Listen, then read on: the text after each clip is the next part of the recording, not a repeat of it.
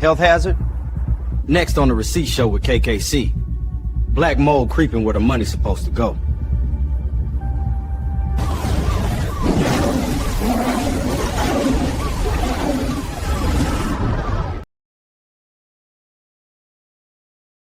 It's slick tonight.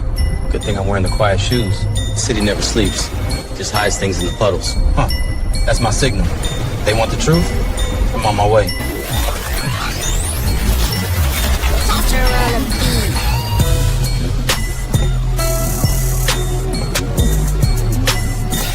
Pull up team, assemble.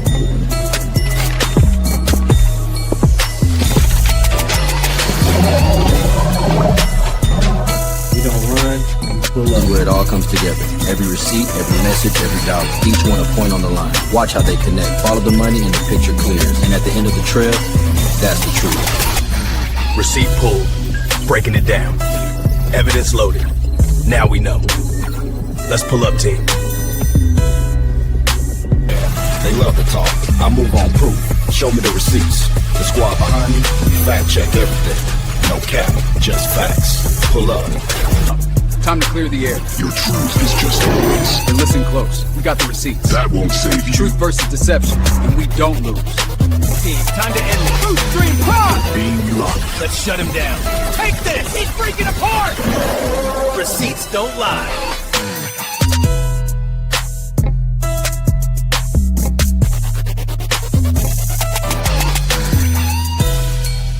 Numbers tell one story. A seat like this tells another. It's not just gold and weight. It's decisions.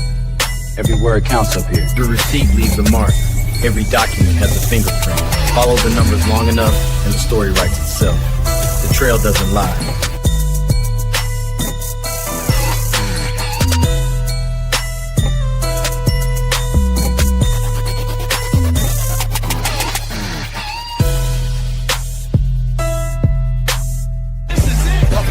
Stay tight.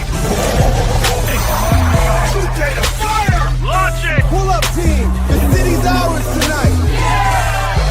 Let's go! Look at him roar! Let it go! Baby! Victory!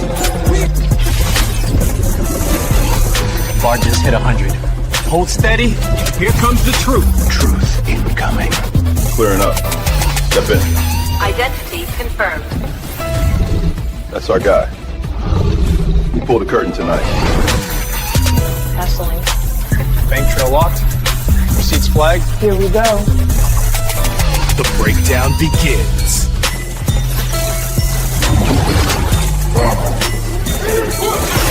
Corruption sequence initiated. Not today. Right, truth data form. Counterattack now! Pull up team, go! Feel the truth! Truth counterattack activated. Last receipt. Truth over everything. Case closed. Truth wins.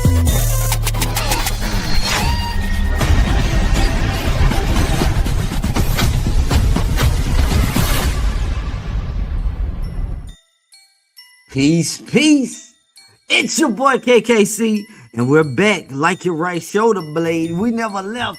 Shout out to the pull-up team and everybody that's in the chat right now. You are tuned into an episode of the Receipt Show with your boy KKC as we get ready to talk about health hazard inside the black mold crisis at the FDMG campus. So make sure you hit that like button. Go ahead and subscribe to the channel for more content and join the pull-up team.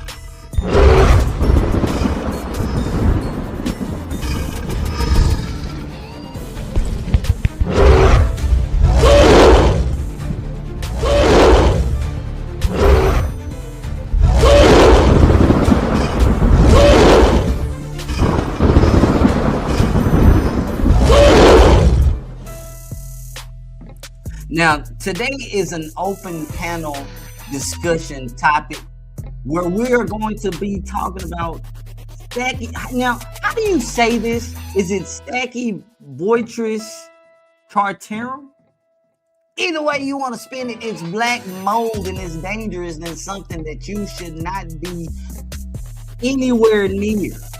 And we're going to talk about the problems with FDMG and what we see with the whole black mold situation from people going up to the campus and walking around. One of the videos that we got to get into, we have to pay respect to our good friend, Dr. J. Kelly, because he did go up there and get some footage.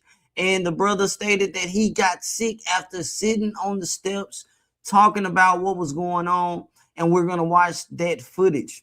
We're also going to have a conversation with the good brother El Malik when he gets on to the panel. And you two are invited to add your 2 cents to the discussion right here on the Receipt Show with your boy, KKC. Catch her on a beat.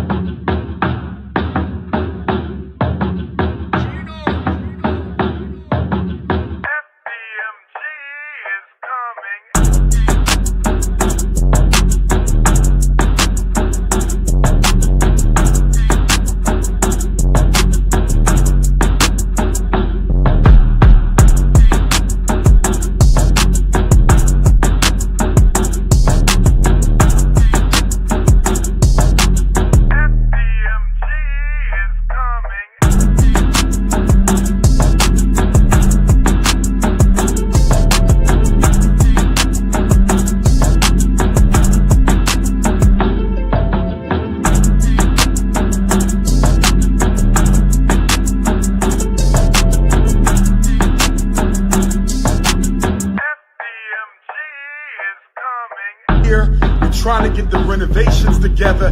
Hit the Cash App, $ FDMG School. Hit the Cash App, $ FDMG School. Hit the Cash.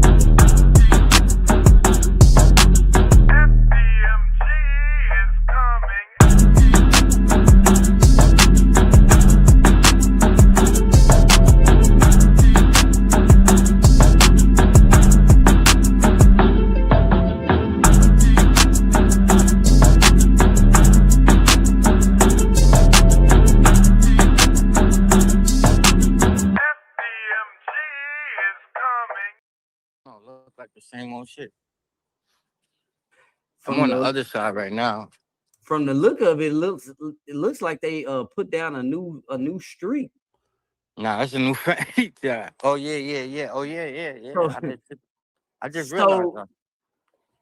E5 Boulevard. Remember they was working on the street. Remember when he was acting Look like at the black mold up here?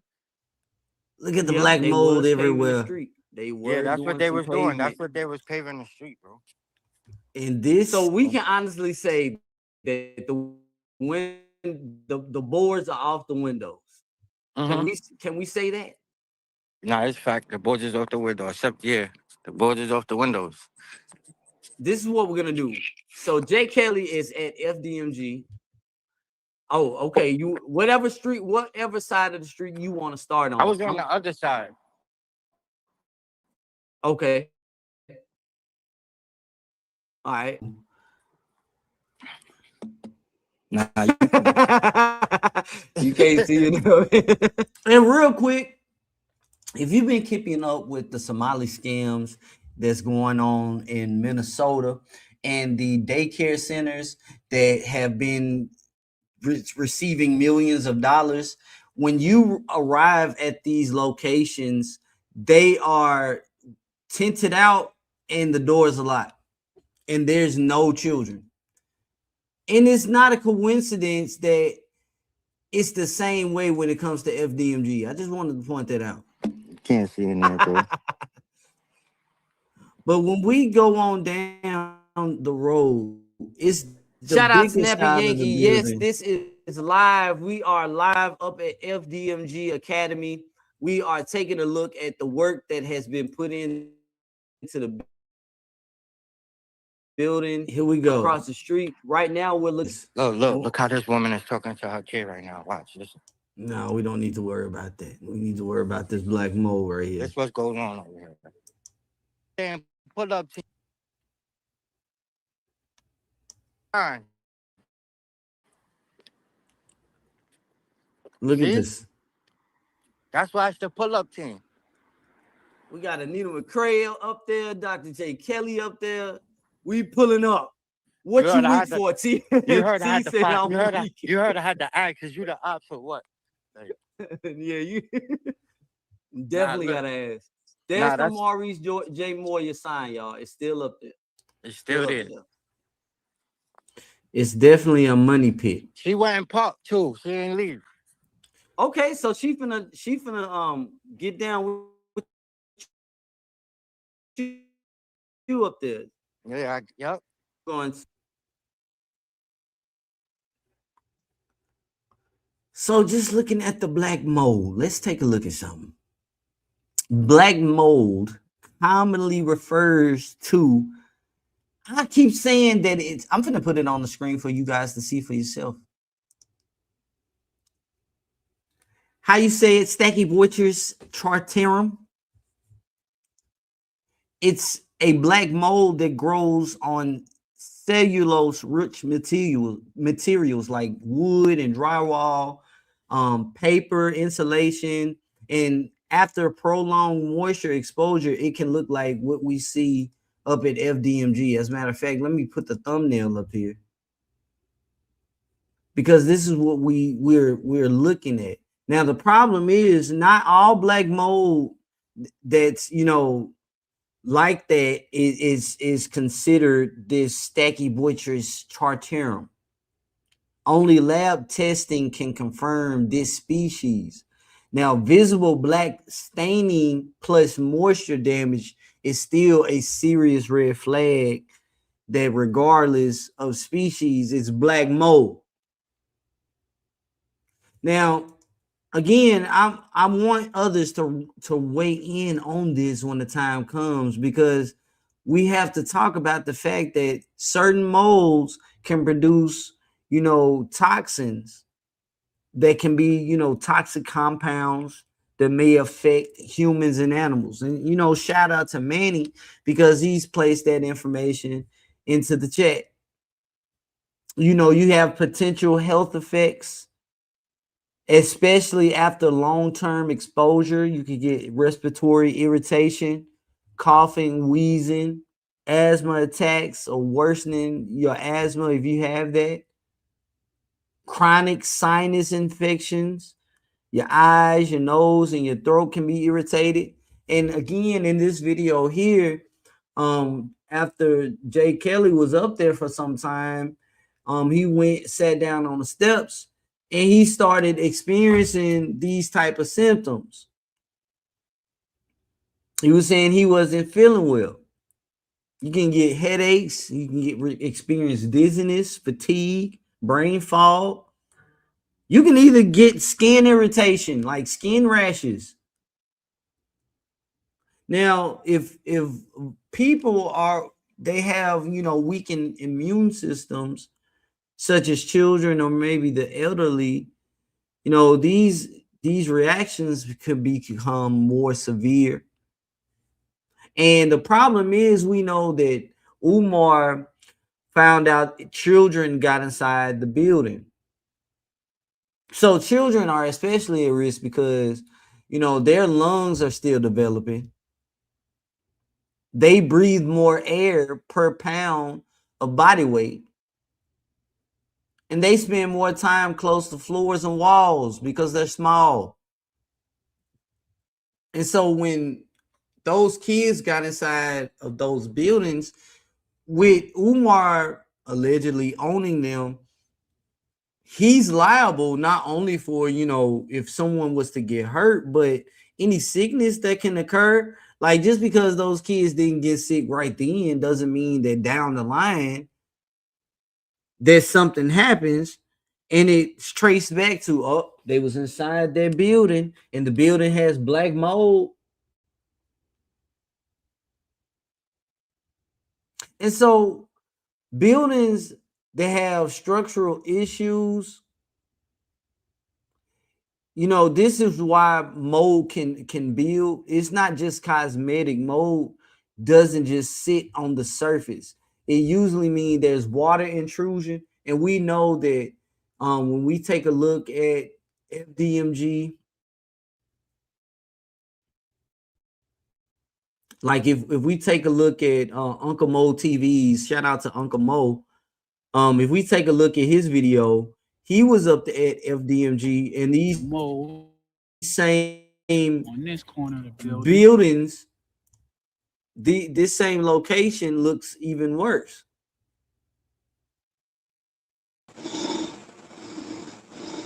Shout out to Malik. Malik, can you hear me? Yes, sir. How you doing, brother KKC? Can you hear me, Malik? Are you there? I'm doing well, man. I'm so glad that you could join us today, man. Can you hear me, brother KKC? I'm gonna pause the video. There's a bit of a delay. I can hear you, but okay. There's a lag. But you can hear me though. Make sure that you have any windows or yes. For anybody that do come on the panel, make sure you have any extra windows closed out. No, not windows such as any YouTube windows that you may have open. Make sure you have that closed out. All right, so brother Malik Muhammad, how you doing, man? Tell us what's going on in this world of FDMG and this black mold situation. First of all, brother KKC, I'm honored to be able to be on your show. Thank you for having me. Thank you for being a part of my YouTube family. The great contributions you have made and continue to make to this very, very serious cause that has went from a very, very serious donor scam to, even more importantly, brother KKC, a very, very serious, dangerous health issue. So thank you, man, for having me, and thank you for the work that you're doing. You're part of my YouTube family. I don't know if I'm uncle to you or big bro, whatever, but you're part of my family, brother. And thanks to the real official pull-up team. Yes, sir. Yes, sir. You definitely my big brother, man. I really appreciate you, man. Thank you. Let me make something very clear, brother KKC, so you won't go through any unnecessary stress or having to address any unnecessary questions respectfully. And I want to make this perfectly clear, which is why I'm going to start off my information with this. Okay, go ahead. It doesn't matter, brothers and sisters, if the inside of those bandos look like the Taj Mahal or 15,000 a night gold-plated Trump suite in Trump Plaza. I just want to make that perfectly clear. Anything outside of addressing this mode is simply illusion of progress and to make it seem as if things are getting closer. And that's only for those that are ignorant to the fact that if you have a mold problem, whether it's on the inside or the outside, it's a very, very serious problem. In fact, brother KKC and the pull-up team, it's probably one of the worst water problems, which is what it stems from, that you can have in any terms, in any type, whether it's your home, your business. And actually it's mold and mildew, brother KKC, that causing you to have to start attaching what's called termite reports, every realtor to a house that goes up for sale, because what it allows the possible owner to know is the damage. Okay, there's mold inside, there's mold outside. Are you willing, brother KKC, to put in the money after buying this property, to do what needs to be done to fix these properties? That's what a termite report, for all of you over the years that have heard termite report in terms of property, it tells you everything that's wrong with the property, and it gives you the opportunity to decide if you want to buy it or not, which means it turned into a law. So you're not buying something, brother KKC, you're not buying a money pit, and you go into it and say, oh, I didn't have 400,000 to invest in it. Okay, in case of the bandos, brothers and sisters, the Environmental Protection Agency report that's attached to the information about the bandos is better than a standard termite report that I just mentioned. Why? Because when you're dealing with the Environmental Protection Agency, that's a government facility. You don't want no problems out of those people. So if Umar had have had a real team, all of the stuff that we've talked about on all of these shows, if he hadn't had a real estate attorney, no one in their right mind, brothers and sisters, let me make this perfectly clear. No one in their right mind with legal advice, like realtors and real estate attorneys, or even contractors like myself, would have advised any client to buy those buildings. Let me make sure you guys understand this so it won't be no confusion. No one in my position would have advised anyone to buy those buildings for the purpose of what Umar Johnson bought them. I want to make that perfectly clear. No real estate agent, no real estate attorney, no licensed contractor with 35 years in the business. I built homes across this country. I'm responsible for building some of the same Safeways, Walmarts that you shop in, Home Depots, the whole nine. And I've worked with mold, and brothers and sisters, it's a very, very, very serious problem. There's absolutely nothing funny about this. It's not even funny in terms of putting it over there with the jokes and memes that we have about Umar Johnson scamming people. Because again, brothers and sisters, before I take a break, this is a whole nother issue on the health side. And it's worse than any amount of money on the donor side, brother KKC, because say the next class action lawsuit is a class action lawsuit, and the only thing that terms of the terminology under medical malpractice. See, while you're waiting to go to court and all that, remember, if you're part of a class action lawsuit medically, you've already been to the doctor and been diagnosed with one of the many illnesses that mold as it sits on that current property today. And in fact, brother KKC, so I can let you, it's at its worst stage. So let me make that clear. It's at its very worst stage because it goes through a cycle. It goes from the yellow paint to the white to the brown. What we call it in construction terminology, it's like when a snake is shedding its skin in sections. See, and when it goes from that darkish green to that black as it is now, it's absolutely positively the worst that it can be. Any and everybody nearby in that neighborhood, any and everybody, including Uncle Mo, which I think Manny got a word to him, please go to the doctor, okay? Please go to the doctor and get an overall checkup and make sure they draw your blood, which they'll know to do that, because that's one of the things it does. It poisons your blood. Thank you, brother KKC. That is very informative, brother Malik Muhammad, man. Good night. He came in here and smashed it, man. So if you are just now tuning in, brother Malik Muhammad is educating the audience about the black mold situation at FDMG. And so I wanted to ask the question with how Umar has treated the smaller building. Let's turn our attention just to the smaller building. because I know a lot of the supporters of Dr. Johnson has been saying that everyone is going up to the bigger buildings and they are focusing on the building that he has not even put $1 into. Um, and so, what about the smaller building? How bad is the mold inside of the smaller building? Well, see, that's the problem, brother KKC, and a very, very good question, because you see how he shows a section in the hallway where you see the floor has been stripped. Yes. A licensed contractor not only would have ripped up the floor, you automatically have to go up into the wall too. So to answer your question, you can't say unless you're in there to see the mold. It always starts off with mildew. So you can't say. But what we do in the construction business, because this is what people keep forgetting about, brother KKC, when you open up those walls, in this case on the inside, it's not just the sheet, because the mold is going to show that the sheetrock is obviously bad. But what a lot of people forget is that you have studs back there, depending on how high the room is from ceiling to floor.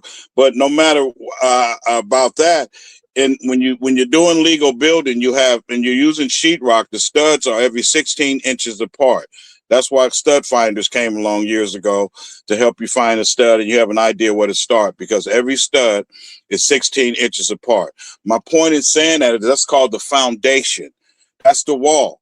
If the wall is bad, the sheetrock and the installation is a waste of time. So what ends up happening, the reason why water is the number one problem in the building and construction trade, because it can affect everything, even screws and nails.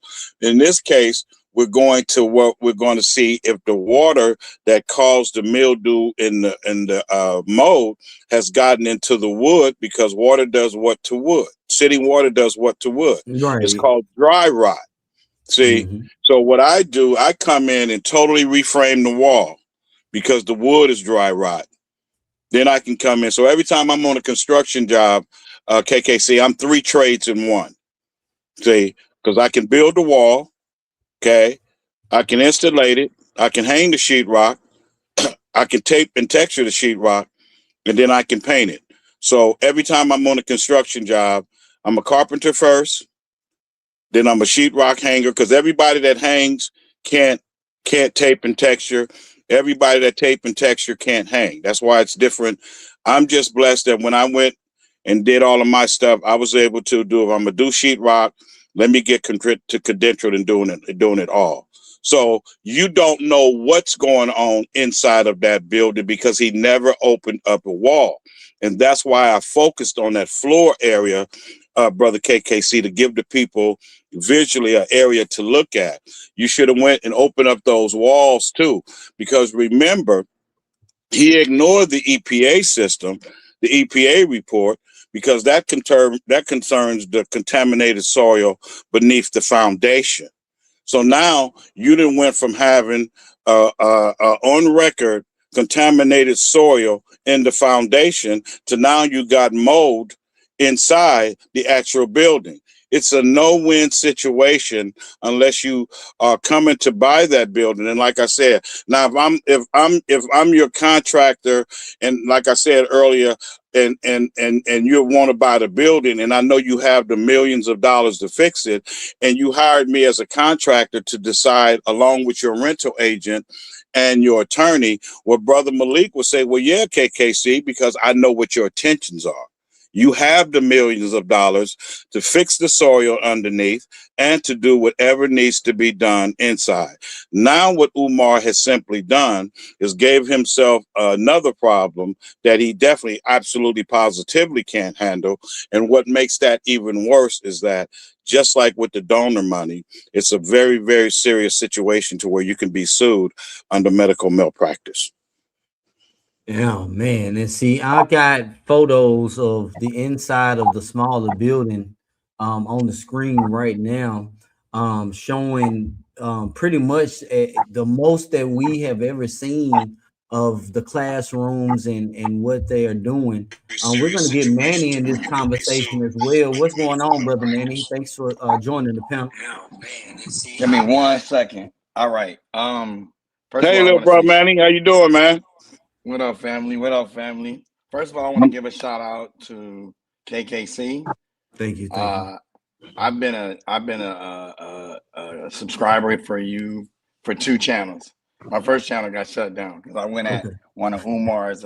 We went head to head with me and one of Umar's disciples went head to head, and he told YouTube I was bullying him, and I wasn't bullying him. I just held him accountable, and he got mad. So lo and behold, I said, instead of doing that, I got a better idea.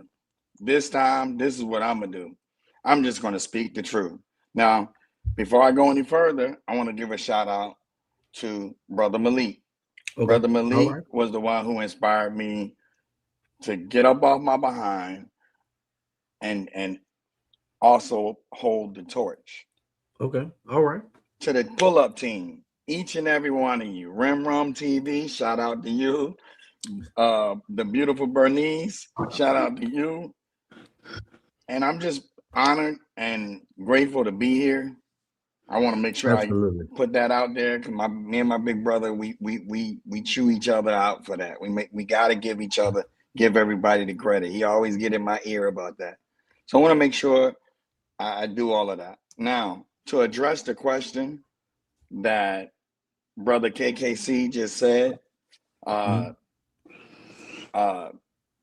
before I go that far, I want to also tell you who I am. I'm a combat veteran who served in the United States Army in the 82nd Airborne as an airborne infantryman. I was in Charlie Company 2505, 82nd Airborne, PIR, 3rd Platoon Weapons Squad.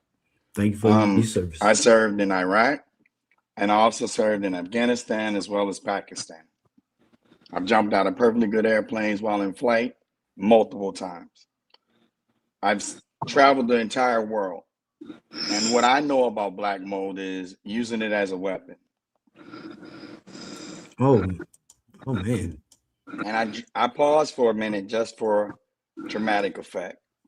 Because just like my brother tried to tell you, big bruh, El Malik Muhammad, I like to give him his accolades where they go. Just like he's trying to tell you guys, he's trying to bring strong emphasis on this black mold. This black mold, this is the type of substance you can just touch it and get ready to die. Get ready to have a bad life. It's the most painful thing if you ever get exposed to it.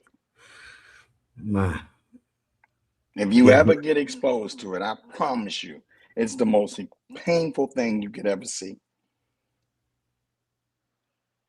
This is the stuff, along with other behavior, that Jermaine Umar Johnson shoemate, because I refuse to call him Umar Johnson as his name, because it's not on his social security card, like me and my brother said on Rim TV yesterday. It's not on his taxes. 6 degrees with a doctorate, you can't keep up with this stuff. Somewhere along the line in college, in your collegiate career, you were supposed to know a little bit about black mold. You don't just wipe it off. KKC, am I correct? Did he not? I saw this on your channel. They were cleaning it up. They were doing a cleanup in the gym, pictures and I got somebody right now. identified it. That's black mold. And Can you said, go ahead, Malik. I'm sorry. Can you leave that picture right there just to give you an example of if you don't mind, brother KKC? Absolutely. That's what's called a drop ceiling. Oh yes, Okay. Yes, the drop ceiling. That's called the drop ceiling. So if you stick your head up and just say where one of those tiles are missing, you that's how you would check for water damage from one end of that building every square foot. Is you go into every room and you take a ladder and you remove, and you're looking for any drops or you're looking for any drips. Now take what I just explained to you and go into a room that some of us have seen, including the ceilings of the gym. So we already know, KKC, even if you haven't seen it, already know from looking at it professionally that's black mold running through the ceiling of the gym. You take that along with the water that's set in the basketball court. Okay, everything in that's why it's a multi-million-dollar job. We keep talking about the cost of running it, 5 to but we 7 forgot what million. it's going to take just to get it and bring it up to code. Because those people on this video that I'm going to talk about, that you guys can picture it in your head, when he had those people in there with those mops in the dark, mopping that water off that gym floor, if I had came up, I would have told everyone to get out of this gym immediately, and Umar to lock it down and don't let anybody go into it, because the gym is contaminated. Well, how do you know, Malik? Because even if the ceiling was okay, he never addressed the puddle of water coming from beneath the floor. So what he did was, which is what he did with everything, he went and painted the gym and had the gym floor painted and thought that that would cover up the problem. That floor should have been stripped from side to side, front to back. Why? Brother Malik. Because the water sitting there already tells you sitting water causes damage to wood and sheetrock. There's no way around it. So even without a termite report, even without the EPA, you can just look at it, with your 80-year-old grandmother's eyes and know that city water is dangerous anywhere it sits, especially to sheetrock, which is nothing but granulated chalk. And of course, we knows what it does to wood, which is what is underneath that gym floor. So just the gym alone is off limits. Alone. How much would it cost to fix that room alone with the damage, and how long you think it would take? Well, the floor alone is about 50 grand. Because of the kind of wood that you have to have a special laminated wood. Those are not 2x4s that I would go in and build the walls with to hang the sheetrock. That's not what's laying on the gym floor. So that's some of the most expensive wood that you can buy. But you got to remember, when you're on a construction job, the people are not paying for what you're replacing. I'm also getting paid for having to tear the floor. There's white mold right there, which is called on that desk. That's my point. Yeah, and this is why I pulled this picture up right here. Right, because I didn't mean to cut you off, bro. No, that's it. I'm glad he did. Go ahead, because when I talk, I just try to get it all out the way. So you might have to cut me off, but go ahead. So there's white mold. Like we were talking about the stages of mold. Right there, that's the first stage right there. No, that's the second stage right there. The gym right there, what you're looking at right there. That y'all think that's dust? That's not dust. That's mold. I have to pull the video where white mold. Umar, I forget, it was an older gentleman, and on all of that personal stuff. Hold on, man. That's that chair they had Manny, hold on, man. Had someone come in and fix the piping under the gym. I have to find that video. And the reason why I say that is because I'm gonna go out and come back everything inside the gym, or everything that was inside the school, now sits inside the gym. And now I do know that the gym floor, Manny and Malik is absolutely correct. The gym floor should have been it's jackhammered because it is concrete. It should have been ripped up. It should have been ripped up and replaced because of the amount of water that place was exposed to over the years. Now it was I want to say the pipe was it wasn't copper, cast iron. I think it was a cast iron pipe that was under the floor. Now stop right there. Now that's a code violation right there. This is what I'm talking about. Because now we use what's called plastic. It's called conduit. Conduit is just piping. We use it in electricity too. You have conduit actually running in new walls, like Umar claimed that this was because it's plastic now. Okay, we went from copper to where it's plastic now. But you also use conduit in walls because that's how you feed the wires to get it to your ceiling fan, your ceiling light, and all those light switches. All of that is running through conduit through your walls before I sheetrock it. That's why the electrician comes in. The electrician comes in right after I frame the wall. The electrician comes in and cut out all of the circuits for the plugs, the switches, the fan. Then I sheetrock, and then he'll come behind me after I sheetrock and paint and put all the covers over the switches and the plugs. But please stay on that picture right there, Mr. KKC, because the people can be educated on that picture alone, and I promise you, you'll never have to use another picture if we were on here for 5 hours.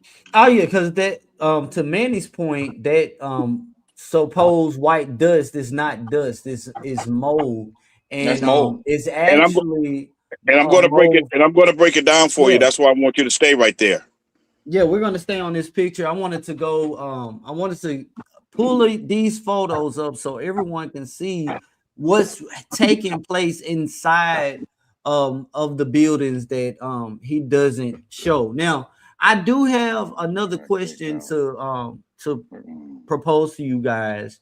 The church that I attend, we are having some structural work done. I think can you guys hear me? I don't know if we are having interference. Can you hear me, Manny?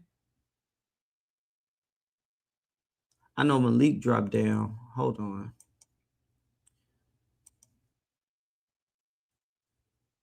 Manny, can you hear me? Can you hear me? I can hear you. I can't hear you. I'm gonna go out and come back in. I got disconnected. Can you hear me? I just came back in. I can hear you, Malik.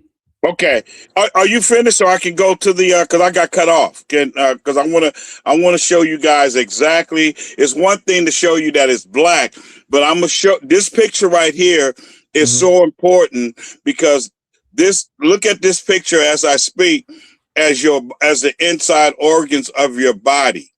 Okay, now how did the white mold? And I'm sure some of us have seen what you probably thought was a lipstick or, like you said, a powder or something on furniture.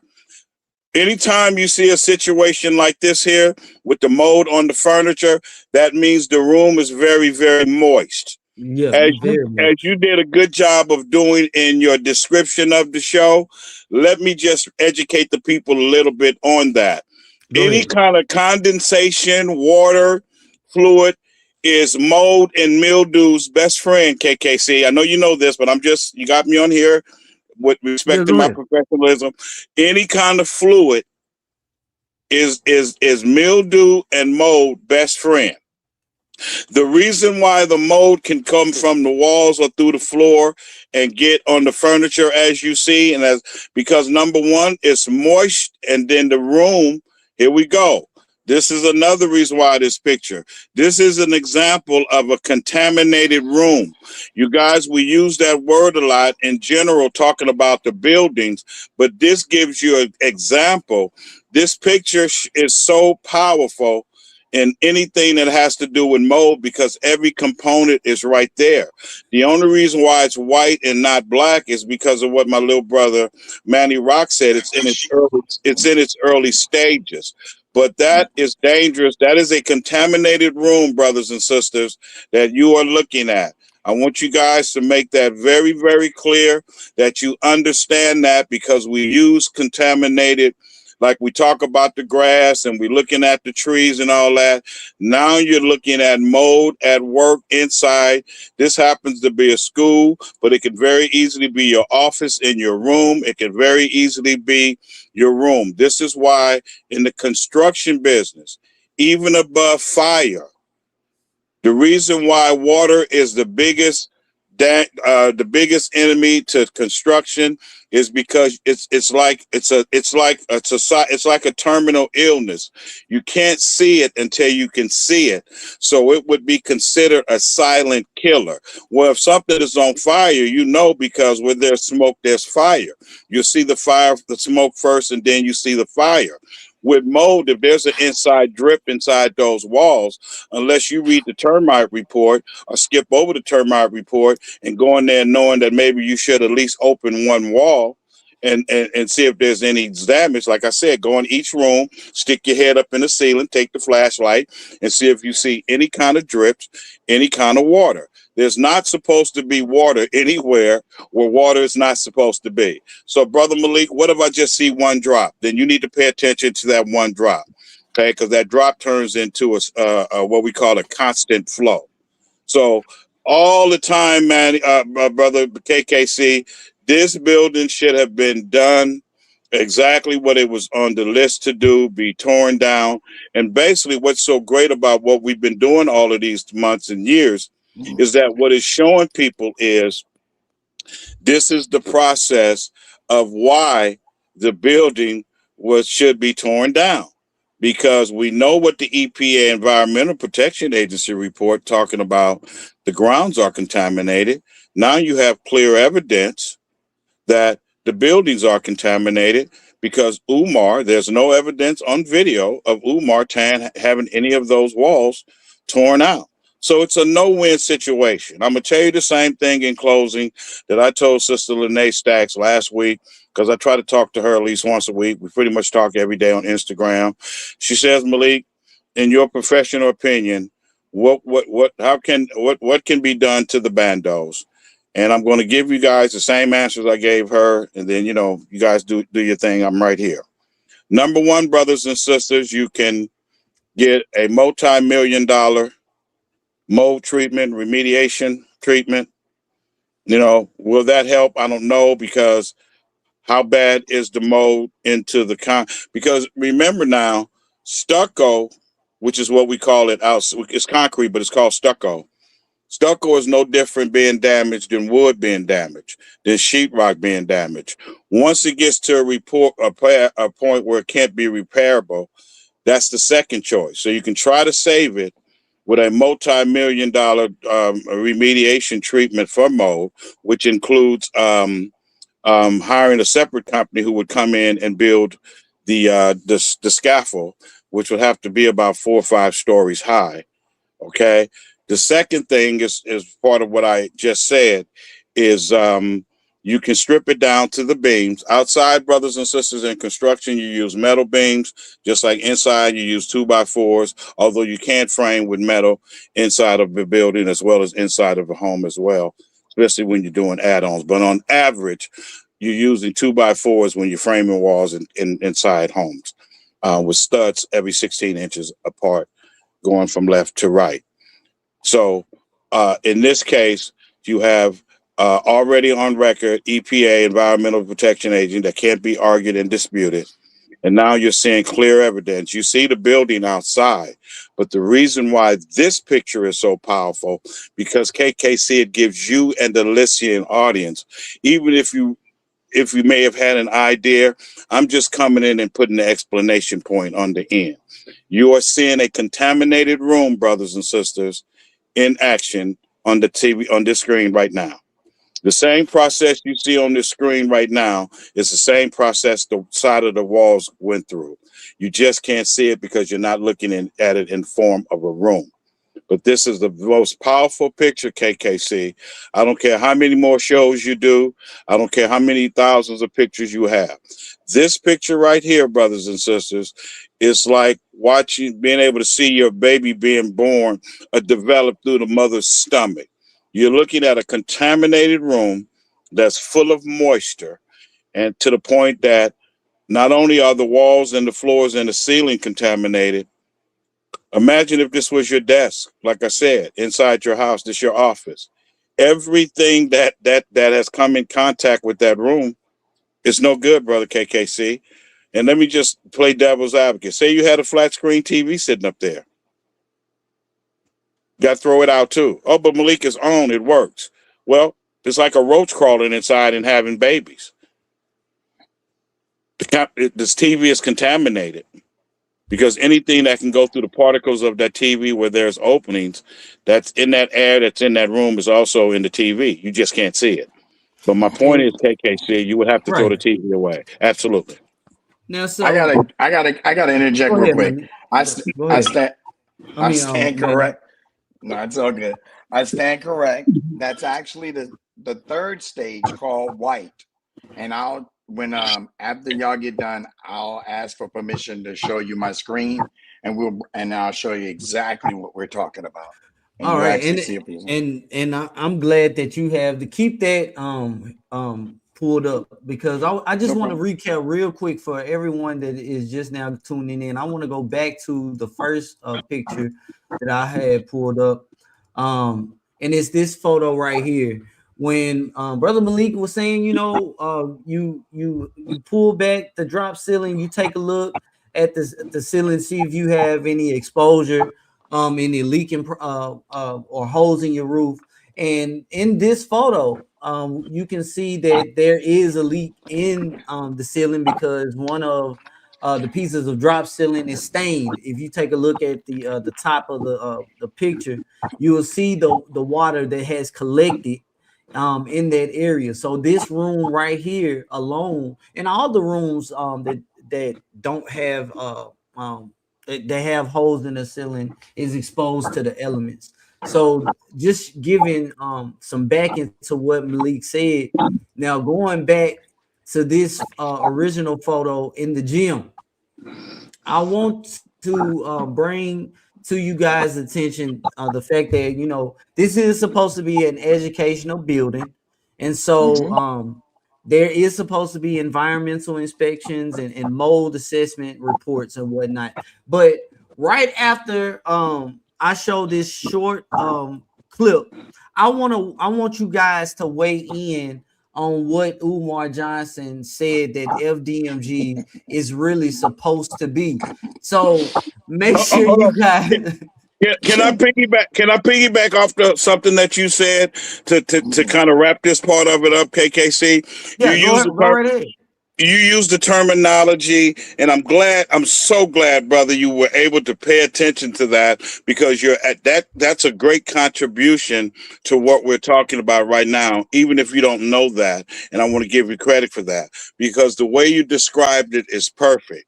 When you see the roof covering that's faded because of fluid, like KK Key said, brothers and sisters, common sense should tell you that there's a problem, because there's no reason for it to be any discoloring because of fluid.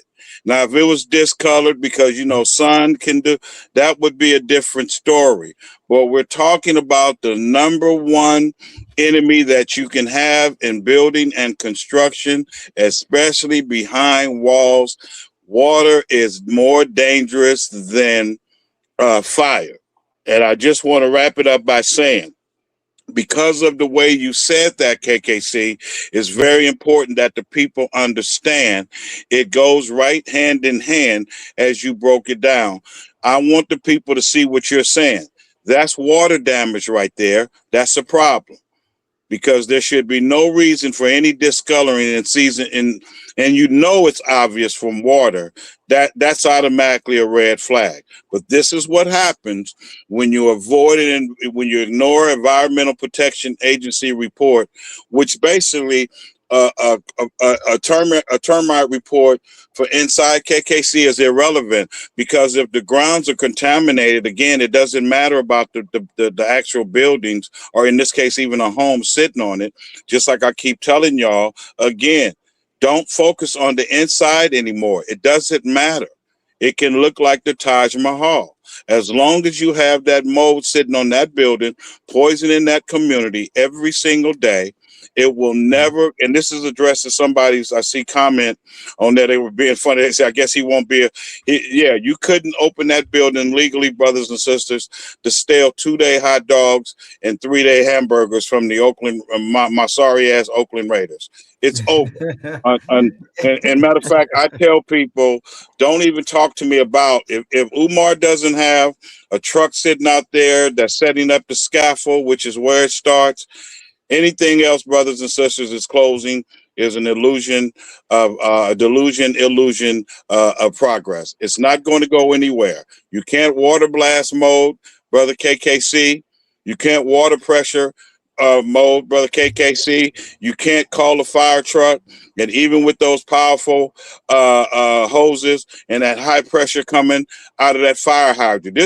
I'm being funny like this No, because I I want the definitely people to understand. But understand I do how want to. Malik, I do want you to keep your point, because again, I want you to react to what Umar said FDMG is supposed to be.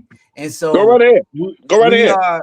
we're looking at it as the educational institution that Umar Johnson said it's going to be. But check this out. I don't want you guys to go nowhere. Please hit that like button if you haven't already. Subscribe to the channel and turn on the notification bell because you tuned into the Receipt Show with your boy FDMG.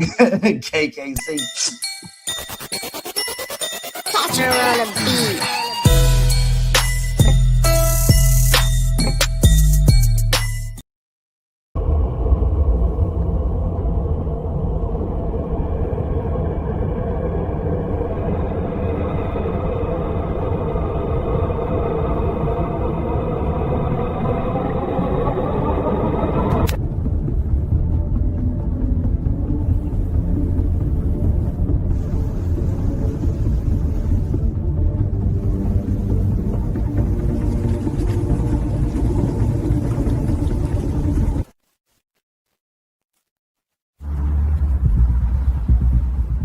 Health hazard? Next on the Receipt Show with KKC. Black mold creeping where the money's supposed to go.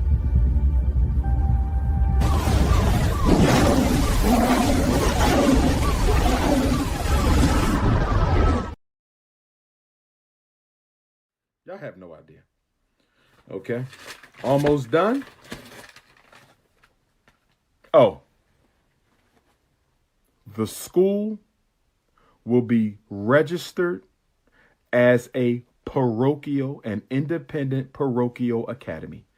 FDMG will be registered as an independent parochial academy.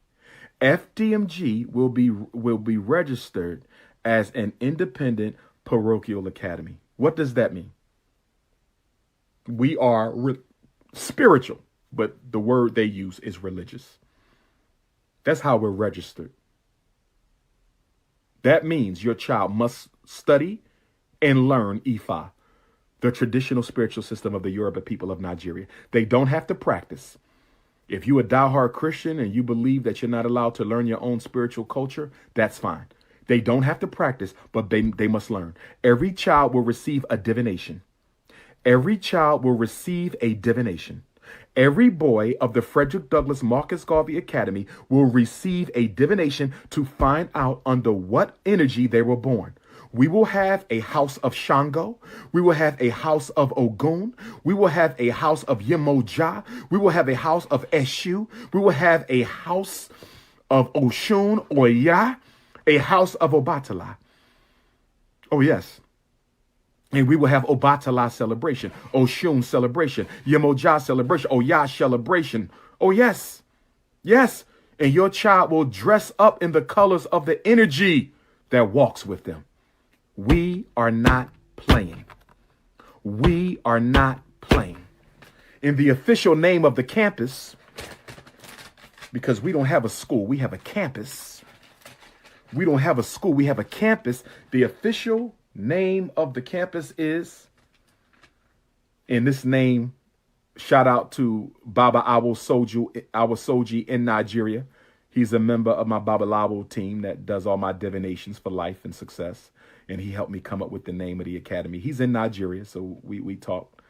And the name of the campus will be Ile Awon Ogungun Orun, the house of the departed ancestors. And the reason we're naming the campus the house of the departed ancestors is because this is the 400-year celebration memorial of the African struggle in America. So it will be the Frederick Douglass Marcus Garvey RBG International Leadership Academy, campus number 1, Ile Awon Ogungun Orun. All right. Now, it's very important that I give context to that clip because I told you guys earlier that we have some work. We have some work going on. We have some work going on at the church that I attend, right?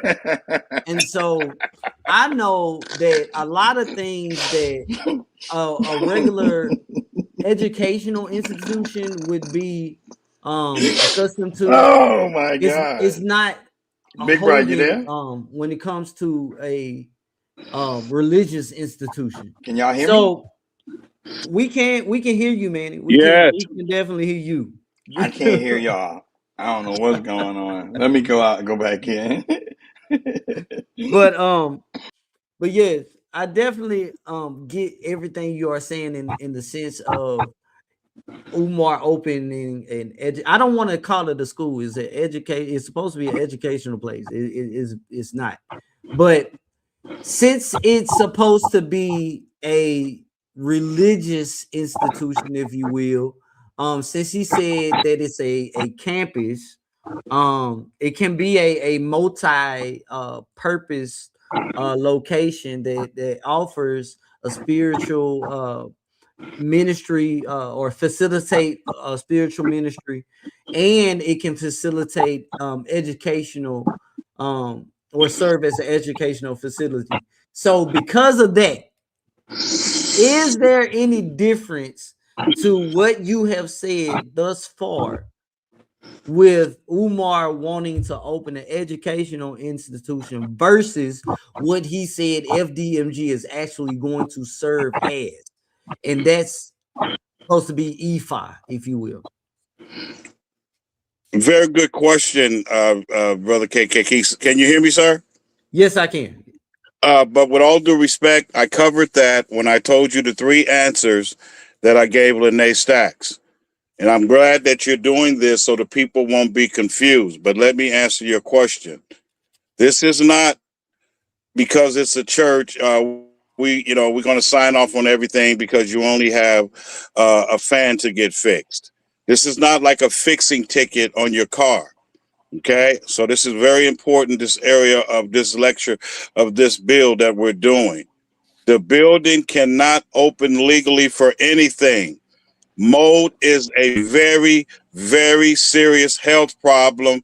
It cannot be overlooked or ignored like a sheetrock screw that should be 8 inches in the field. You have it 7, and it should be 4 inches on the outside. You have it 5. Absolutely not.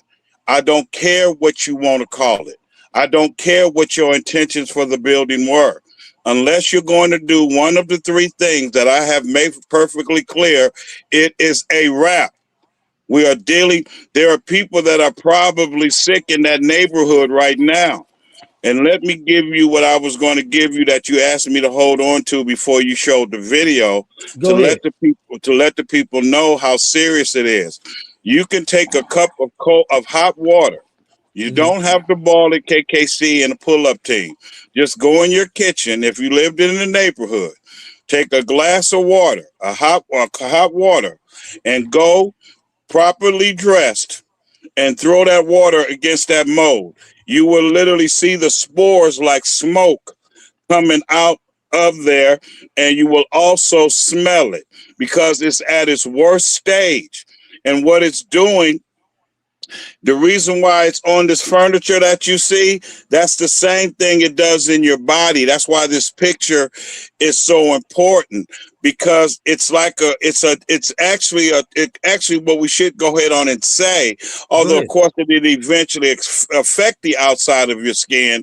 What makes it so dangerous, Brother KKC, is because it's considered a terminal disease, which means it eats at certain parts of your body little by little. But the number one thing that it starts off with immediately is getting inside your bloodstream. And of course, when blood is when your blood is poisoned, blood is a fluid that travels throughout your body. So that's what happens. It starts with your blood being poisoned. Then here come the upper respiratory. It affects your vision. Then it's like Agent Orange, Manny knows about, like they fought in Vietnam and came home, and over the years, these brothers died from cancer. So basically, Brother KKC and the listening audience, you can just say it causes cancer. Okay, it causes blood poisoning and cancer, and it's a process, but it's a terminal disease that you can't see because it starts with the inside of your body. Number 1, with the blood. Number 2, always, always with upper respiratory. And if you already have an upper respiratory problem, if you already take a nasal because you get the sniff, especially if you have asthma, it's a wrap, brothers and sisters. So I don't want to come across as sarcastic or disrespectful, but this is what I meant when I said we don't have to talk about anything else with the bandos. We don't have to talk. I mean, you could do it, but as far as this particular, it's very, very serious. And I'm glad you asked that question so the people won't be confused. Because what you're letting the people know, KKC, is that there's not a possibility for that building to open for anything. Legally. No Legally. ifs, Am I ands, or correct? buts. Am I correct in speaking for you, KKC? Absolutely. That's what you're letting the Absolutely. people know. And see, So it relieves all doubt. The it's more buildings so- cannot legally open for anything. Leave KKC alone and sending him emails asking him that. He has an expert on here. And by the way, my name is again Malik Abdul Muhammad. I'm a 35-year veteran of building and construction. I've built homes in the Bay Area across this country to the point that I've traveled with tools and suitcases like you travel with tools with clothes in the suitcase. Again, I've built Home Depots, Smart and Finals, Walmarts across this country. My building has caused me to live in the state of Florida, working on year-end projects, as well as living in the state of Georgia because I have helped build stores, major supermarkets and stores across this country. I have worked with mold. And every time I work with it, which is what really pisses me off about this, with all due respect, is that it's always been in poor Black, browning neighborhoods, where it's either poor Blacks, poor Latinos, and poor whites. And unfortunately, take this any way you want, it's always in neighborhoods of cities that is Black leadership. Because what this is telling me, brother KKC, and I'll be quiet, is that as long as whoever these stride right people are that technically I don't know whatever kind of thing that they got on with Umar, they must be satisfied with that because they damn sure don't care about the buildings that they own. Because Ray Charles can see the mold blind 6 feet under with dirt on top of him. It also tells me at the city level, they obviously don't care. Because you can ride by, and this is something a lot of you have not thought about, which is why there is no excuses. You can ride by as a city employee and make note that a city inspector need to come by and start a write-up and don't have to contact Umar until it's time to get the write-up. Because of the mold, brothers and sisters, just like they did a write-up to make sure they get their taxes. So I don't want y'all to let the city off the hook because the tenants haven't gotten involved, which is what it's going to take. If you're a city official, you can ride by and see that mold just like everybody else has seen it, even if it's through shows like this one on YouTube. Put that on city record that the what is it called? The building code enforcer. Yeah. You understand, brother KKC? Yeah, I do have. That's how the city can get involved, and nobody has to contact them if they care. I just wanted to throw that out. Go right ahead. No, I do have to give you some pushback because we do have members of the pull-up team that live in Delaware. Two specific individuals, Anita McCrae and Sister Jessica. And they have stated what's going on with the city in their area. Now, I have put information out on members only. Good to know. At this time, the channel is not monetized. That information is still considered on members only. But I will put it like this: it's a reason why the city did step in and a munitions was filed against Umar. Now, tax purposes, and you can argue with folks trying to get reelected, that could be very well a part of it. But there is a game plan in that area called Wilmington 2028, where they have a vision for that area. Right. And whether individuals know it or not, Umar Johnson is on the clock for those buildings, because before the city learned that Umar had possession or allegedly owned those buildings, they were going to tear them down. And it was going to be a one continuous campus for the Boys and Girls Club. But because Umar Johnson has control of them, they are allegedly giving him time to bring into fruition what he's saying that's going to happen. Now, due to recent discoveries of what Nick Shirley has brought out in Minnesota with these daycares, I would argue that Umar Johnson is trying to put together a community such as the Somali community and have facilities such as the daycares, but it's not ran by government grants, it's backed by the people. Now, I do know that Manny has a screen he's trying to show. Let me take mine. Wait. I'm not. I gotta do it again because it jammed on me, so I gotta pull it right back up. No problem. I just want to bring attention to it's so many layers to the I'm ready now. Wilmington, Delaware area to where you can bring in leadership. I'm waiting for it hasn't popped up on my end. There it is. Well, let me ask you, do you have any questions, KKC? Okay, Is there anything that I covered that you don't understand? Hold on. I'm gonna see if I can open it up. There we go. I'm gonna leave any questions towards the end. Okay. All right. Yeah. All right. Here we go. Now we in business.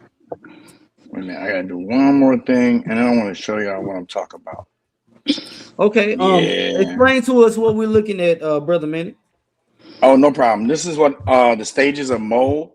Mold appears in many colors, but they are usually grouped in about 8 or 10 common color categories. Excuse me. Please forgive me. The color depends on the mold species, age, moisture level, and the surface it's growing on. So as we slide up, can y'all see this moving? Yes. This picture moving. What you're looking at right now is mold. I'm giving you different species of mold. Okay. And then my camera froze on me again. I can't stand. You know what, KKC? I'm gonna email you this, and you can slide it up as I'm talking. How about that? Okay, go ahead and send it to me. Let me close this window. Let me stop sharing. All right, and then I'll send it to you time now. Maddie, are you gonna put any more pictures up? If not, can you put that picture up that you only if you're not gonna use any more? Because I just want to educate the people from a construction point of view. If I walked in the room and saw that, I'm gonna put the picture of the gym back up while me and Manny get everything coordinated. How about that? However way you want to do it, sir. You lead, I follow. All right, I'll put this photo up until we get everything set up for Manny. Great. Now, let me give you guys an example. Again, the reason why I'm sending it time now. This is considered a contaminated, moisture-filled room. And the reason why everything is nothing is off limits is because it transferred over like you can transfer a disease from touching somebody. This is the same way it works with mildew and mold. If you have a desk sitting next to the if you have that little brown look like a file cabinet sitting next to that desk, it's going to jump over to that desk just like fire does, just like a disease, a terminal disease inside your body when it goes from one organ to the other, slowly affecting them and shutting it down. And again, matter of fact, I'm glad you put this up because let me put something even more powerful up here to get the people to understand. Everything that's in that gym, including that box that Umar sit there and painted red, black, and green, just to show you how serious this is, brothers and sisters, you would even throw the box away because it's about the condition of the air. And you guys have to remember, he can't even leave it on fan, or he can't even leave the air conditioner on to where it can go on and off so many hours. So that means you have that dead, poisonous air throughout those bandos, and it's sitting because it's not being circulated. It's not being recirculated. And this is what I mean when I say this is a contaminated room, because that moisture air is just sitting there. You don't even have a $2 fan in there blowing anything around. And the longer it sits, as Manny is showing you, the worse it gets, and it goes into stages. The picture he just had on, that's the green stage. That's getting close to the final stage of that mode. That's why you start seeing black dots around the green, because remember, KKC and the listening audience, the pull-up team, the black is the final phase. But when you see the green, always remember the green is next to last. So what I was going to say, just pretending like you're looking at that window that Manny pulled up, whether it's on the inside, brothers and sisters, or the outside. This is all I was going to tell you when I asked them to put the picture up. As a contractor, all of that's getting torn out. Well, what is your indicator, Malik? The mode. Nothing else needs to be discussed. There's nothing to save there. The mode has matter of fact, the mode is an indicator. The mode has let you know you got to replace that whether you want to or not. Period. That's all I wanted to do with that picture. But this picture here shows you this is an early stage. I think Manny said stage 3. To then picture that green, that picture he had with the green and the black. This room and everything in it, brothers and sisters, will look the same way. Because remember, there is no slowing down. Nobody is coming in there treating it to stop it from changing to the next color or going into the next phase. See? So I wouldn't go in those buildings if you paid me unless I was dressed like I was working for the mold removal team. Because again, in closing, mold's best friend is moisture, be it rain, melted snow, you blowing with the water hose, leaving it there. It doesn't matter. Rain, any kind of moisture is mold best friend. And in closing, this room in that gym is a contaminated room going through the various channels of the mold getting worse and worse and worse. With again, second from last is the green, and the last phase is the black that you see outside those buildings. And I'm doing all this so you don't even have to come back and say, well, Malik or KKC, will that room eventually looks like outside? Absolutely. As long as it's not being treated, it only gets worse. The worse it gets, brothers and sisters, because someone may want to ask that, the harder it is to remove, to the point you have no choice but to do what I told you I would do with these pictures I'm looking at. I'm just ripping it out. It's nothing to talk about. See, a supervisor wouldn't have to come on the job and he didn't put me in the room to demolition. He would be pissed off if he came in the room. He would probably send me home from a union job because I didn't tear that out. Why is that so serious, Malik? Because it's obvious. Look at it. Go right on the head, man. You can take it over from there. I just wanted to cover this during the dead time, and I've been able to do that. But as an example, brothers and sisters, you tear that out. It's nothing to talk about. Tear it out. Okay. Oh, and by the way, hold on, Manny. By the way, yes, you would even replace the window, even though it may not even be broke or scratched. That's what the word contamination means, brothers and sisters. So keep that in mind. Nothing is safe. So again, let me answering that question. Yes, you would even throw the window away, although we don't see any cracks or anything in it. Just to let you guys know again how serious mode is. It's not to be played with. Period. This is early stages of black mold. The next picture. All right.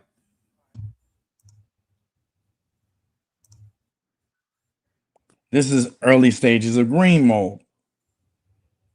Next picture. This is what you're going to see if you take it and put it in a magnifying glass. Next picture. You find this on a lot of bread. Next picture. You're actually looking into the mold. You find that probably on fruit. The next picture. Hold on. Wait a minute. Where we at? Wait a minute. Give me 1 second. KKC. No problem. I can do it here. And this is some good information. Great information. You can go ahead and push up, and I'll just read it from the screen, from your screen. Okay. I mean, I pretty much know it. Okay. Yeah, you're gonna see that. Okay, yeah. You seeing that's more mold.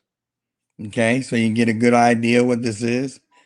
Okay, wait. Which picture This is right that? here is mold. It looks like some dust mites or dust bunnies or something. That's white mold. All that's white mold. Got one more picture of white Okay. mold. Bam. Okay. And you see that on concrete. You see them white spots on concrete. Bam. So Now let's. this is what we see up there at the school then. Yes, sir. Yes, sir. Okay. Yes, sir. Y'all don't find that suspicious? Y'all don't find that suspicious? Y'all don't find that suspicious? I can't even do it like that.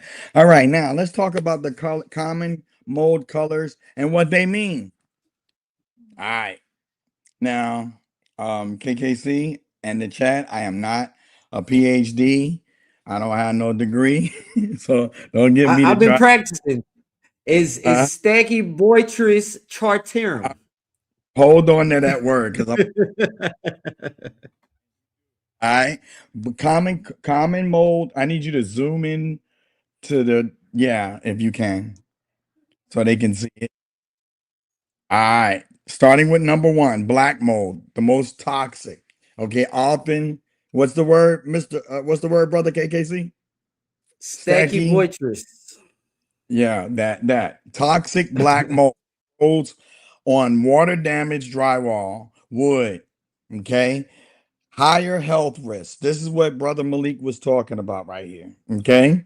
Now, remember I was telling y'all about that green mold? Mhm. Well, let me break that black mold down. That black mold, you can pretty much touch it.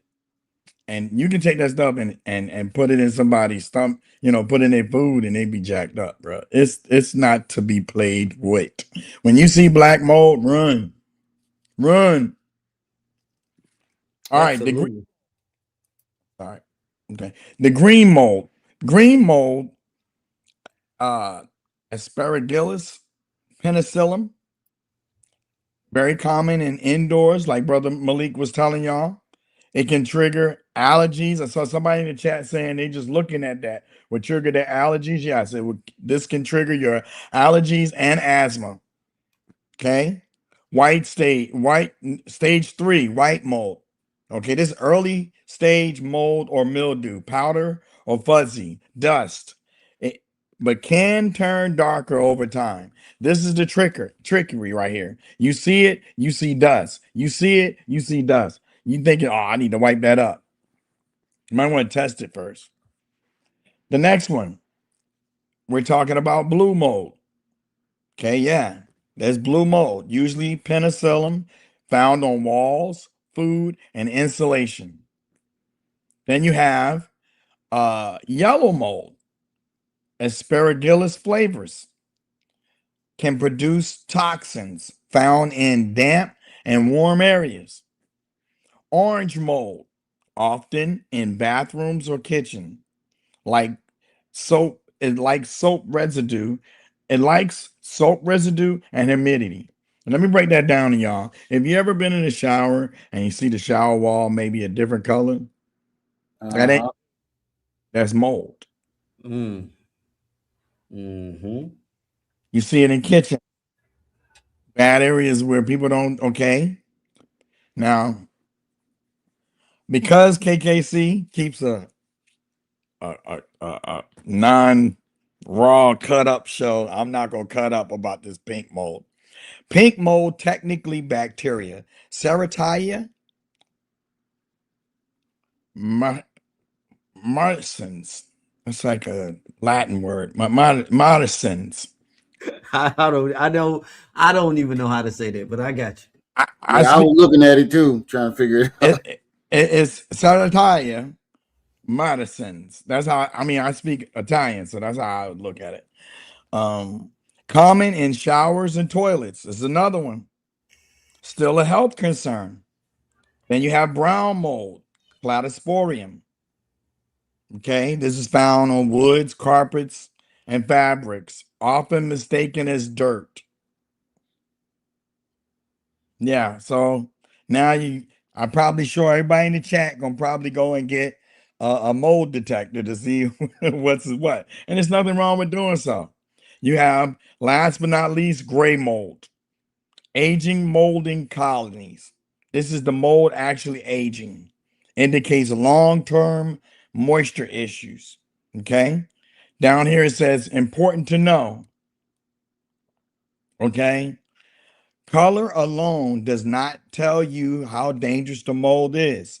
Some toxic molds are not black. Okay. Lab testing is the only way to identify species accurately. Quick answer. Okay. And then we'll be done with it. Mold, there are dozens of mold colors, but 8 to 10 are commonly seen indoors. Now I have another one I'm gonna send to you, brother KKC, and that's basically a breakdown of what Brother Malik and myself came after talking. I did some research, came up with, did my figures, sent it back to him, and he said, "Yep, that's exactly what it was supposed to look like."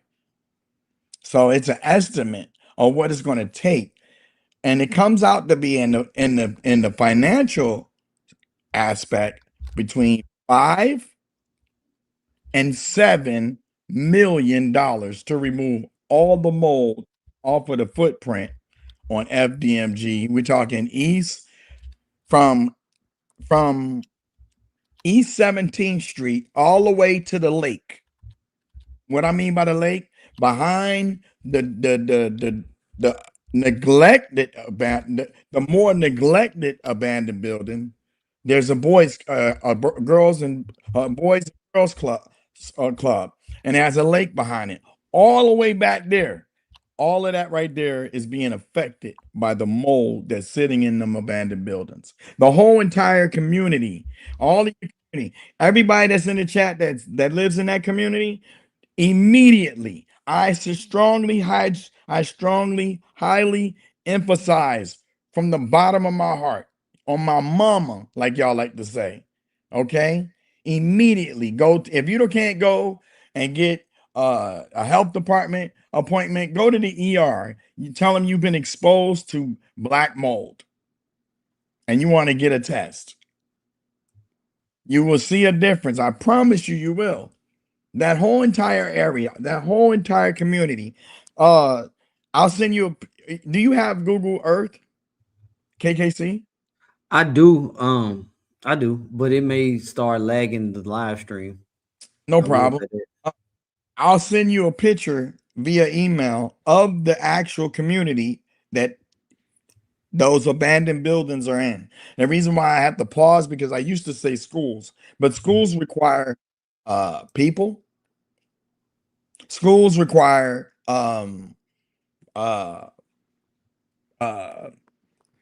certificate of occupancy. And in order to get a certificate of occupancy, you need permits on record. And none of those have been done. The electricity that's in that building is illegal. The water that's in that building is illegal. That's why you got that's why you got them dookie toilets. The video, dookie toilets. Okay. Oh yeah. No, I'm letting the chat know. On top of all of the mold, this clown was playing in toilets, and you wonder why. And on top of all of that, and us talking, I'd pass out too. And so, I know a lot of Umar Johnson supporters, they'll watch in the clouds right now. And and they'll sit back and they'll take all the information that Brother Malik gave us and you too, Manny, and they'll twist it up in their mind. So, for those that are delayed and still challenge the information that's being given, it pretty much comes down to this. Would you sign your name to the report that says that these buildings can be open? Would you do that if you are an Umar Johnson supporter? If you are okay with putting your name behind the certificate of occupancy, then there you have it. What do you say about that, Malik? Oh, you hold on. I think you're on mute. Hold on. There you go. Yeah.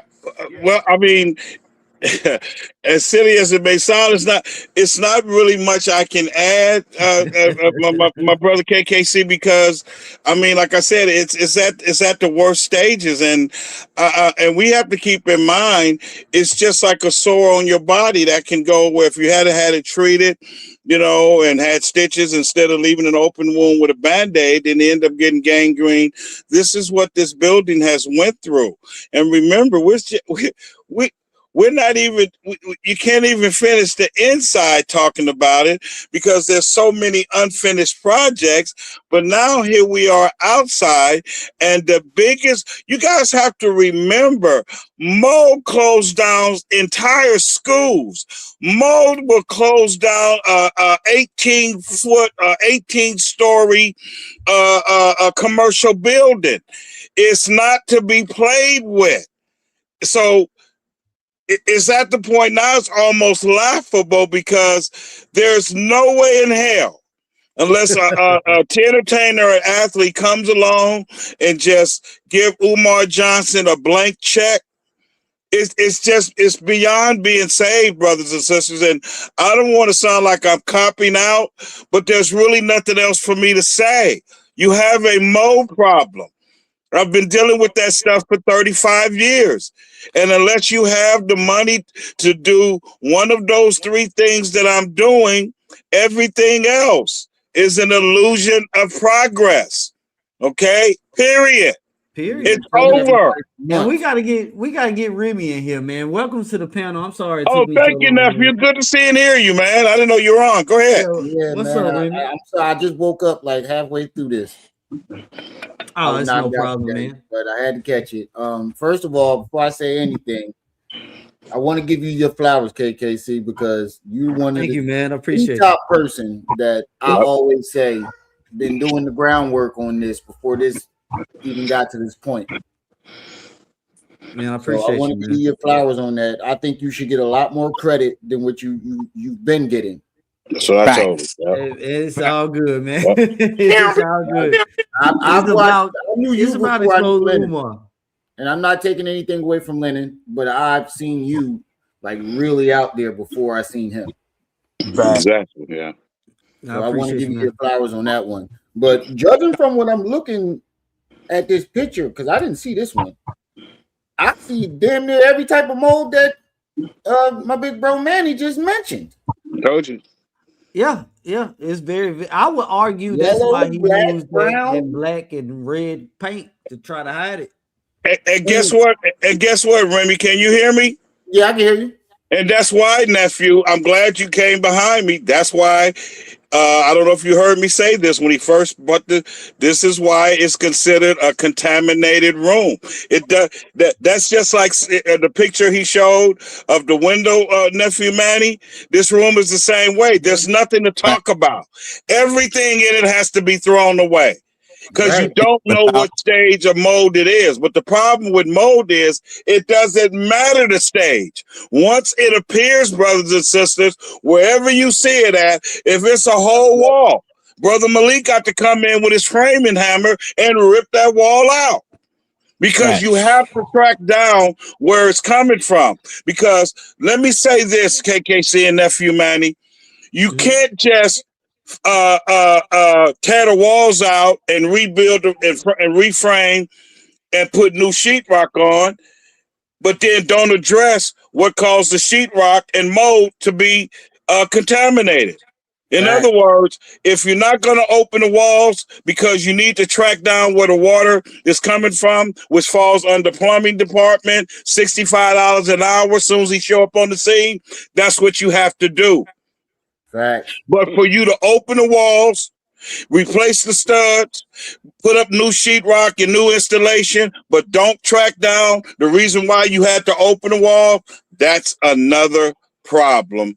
So this is what has happened to this room, and that's what happened to that window that Manny said. And the reason why the window is no good, because it's contaminated and obvious. If there's mold around the window sill, usually that means, brothers and sisters, there's a war. It doesn't mean it's a leak, because you don't have anywhere for a leak to be in the windowsill, but that just means you have an unloose foundation somewhere around that window that's causing water to get in. It's most likely the damage that y'all see on that window and closing is probably most likely from when it rains and there's some kind of broken seal in that foundation around that window that has allowed that water to get in there. So you have to take that whole window out, the whole foundation that the window sit on, and KKC in closing, you would even have to look at the wall in which the window is cut into. This is how dangerous that mold is, because you don't know where it's coming from, and then when you see it, you don't know how bad it is. No one else I've ever known in 35 years have said, well, can you save me some money from seeing this mold, depending on what level it is? If you see mold, brothers and sisters, I hope you got some money, because wherever it sits at, you're going to have to tear all of that down, track it down, and hope it don't take you into an electrical problem, or of course into the plumbing problem. I just wanted to throw that in. But you're looking at a contaminated room, and this room is showing you the process that the wall. If we had a hidden camera in this room and left it in there live, brother KKC, you will see the same process that goes out there on that wall, which again, everything in there will end up a dark green and black, everything. And everything in there is contaminated, period. Don't go in there without a mask. Don't go in there without head covering. Every part of that can show skin on your body should be covered. Every part.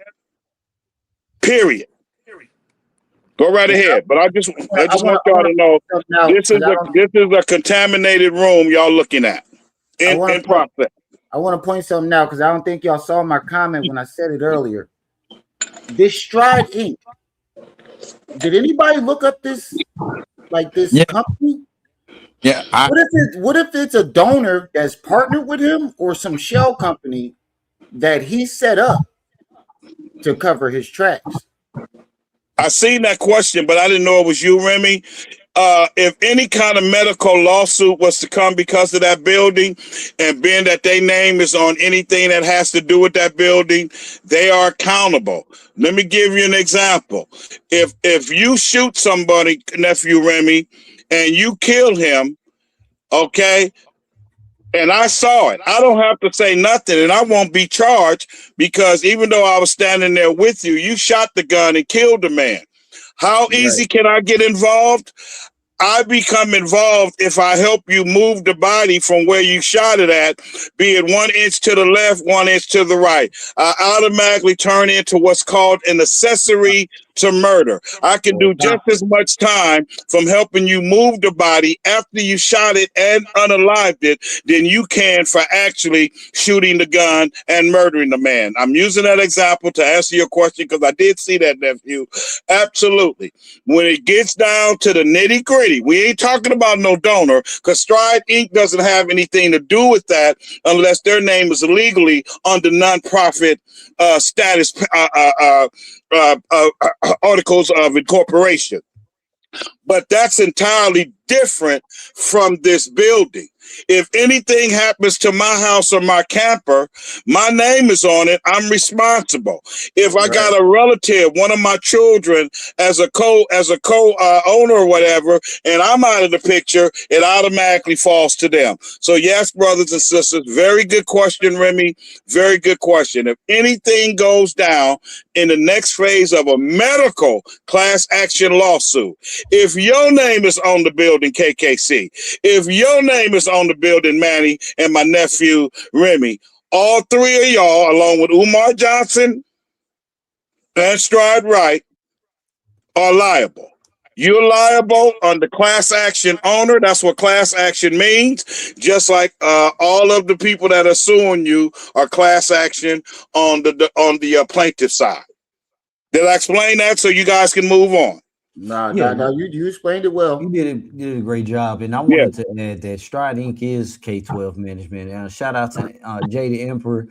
Stride Inc. is K-12 management. They have rebranded.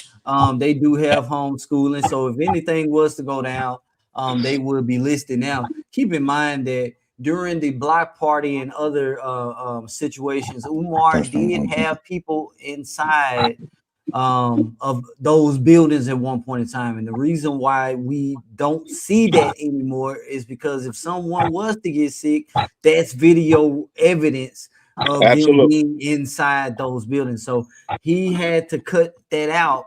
And I understand your passion, Brother Malik, because again, I too was an insurance agent. I wrote commercial policies, and I would always lead with the fact I can't write a commercial policy for this.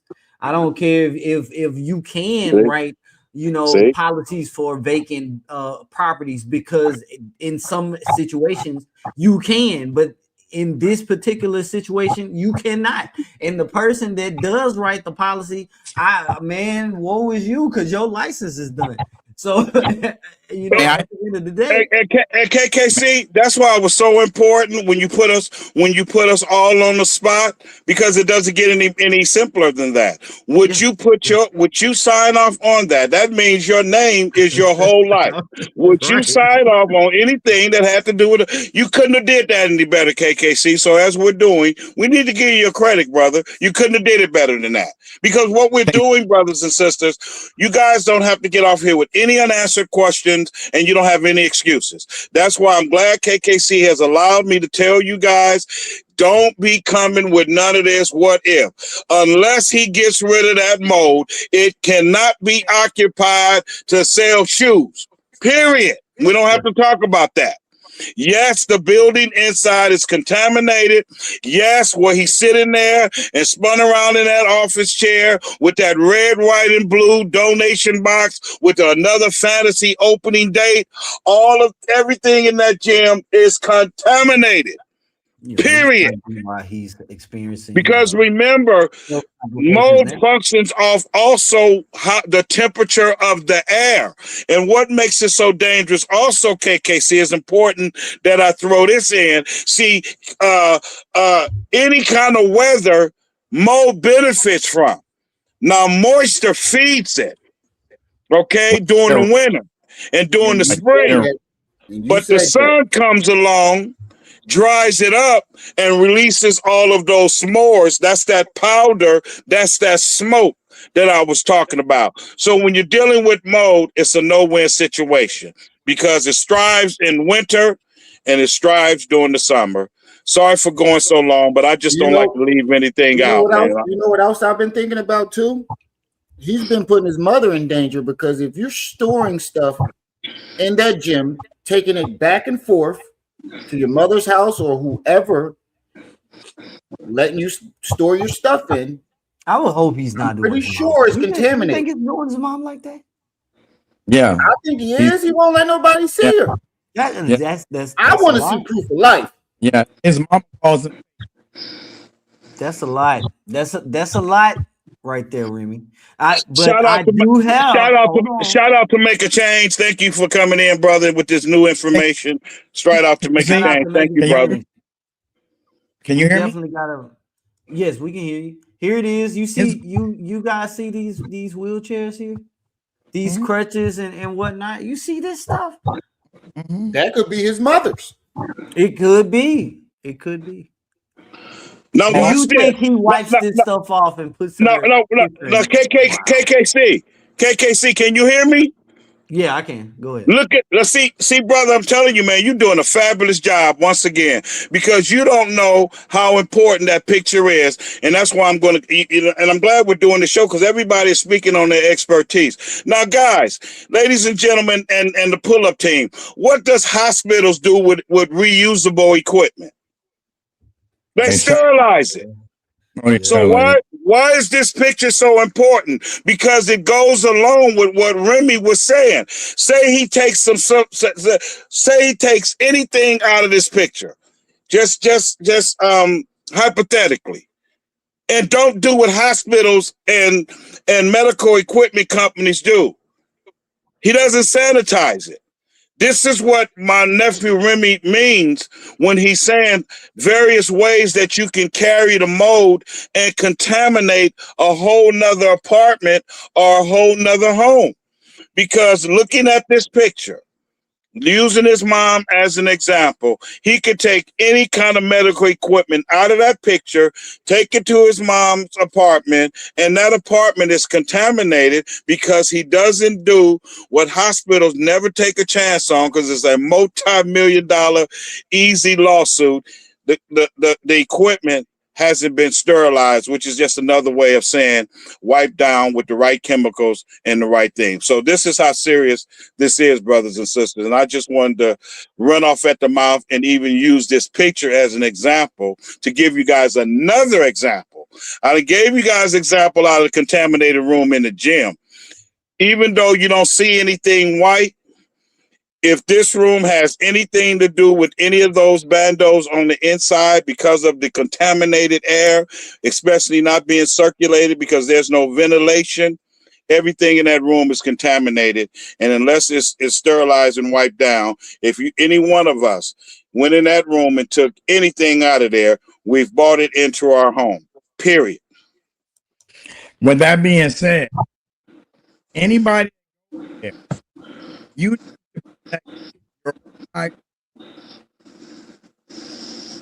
we can't hear you, Manny. You're going out. It's all good, Manny. We'll bring you back up. You guys raise interesting points because we never really, and Remy, I'm gonna let you get in too, because we never really just broke down, you know, the meaning behind these pictures and the fact that they're covered in mold. So Remy, is this the first time you're seeing these videos? Or yeah, this is the first time I when everybody was telling me to, you know, you got to jump on this Umar thing. I just want to let you know, I didn't go to Lennon. I went to your channel because I knew you had, like, you've been really doing it. I ain't saying I ain't taking nothing from Lennon, but I've seen pictures on yours that I haven't seen on Lennon. But I have never seen this. Yeah. Can y'all hear me now? Yeah, we hear you. Disgusting. What I wanted to say is anybody that goes to those abandoned buildings, you need to be entirely covered from head to toe. If you don't have the protective equipment, then do your recording from the car. Make sure that your vents are closed and do it from the car. Do not get out get out of your vehicle if you're not properly protected. And if you have been up there, then I suggest you go to the hospital, go to the ER, go to the health department, go to your family doctor if you have one.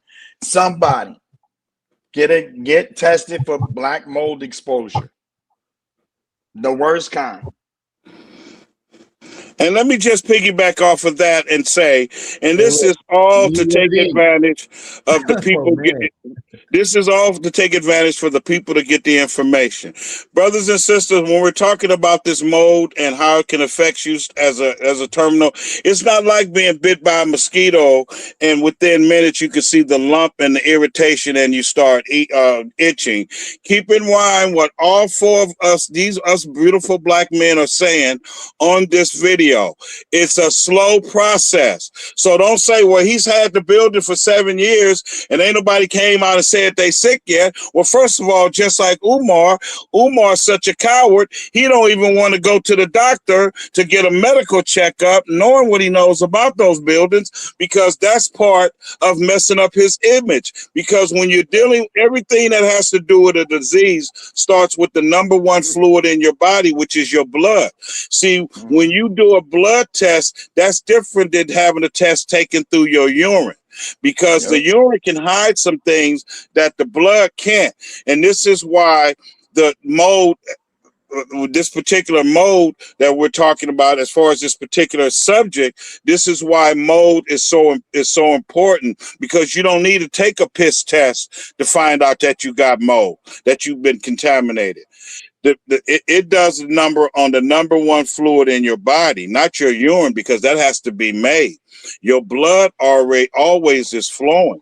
And that's what makes it so dangerous. And that's why every mold job that we did, we actually did the test before we actually started doing the treatment. And that's the test again, brothers and sisters, where you take a cup of cold water.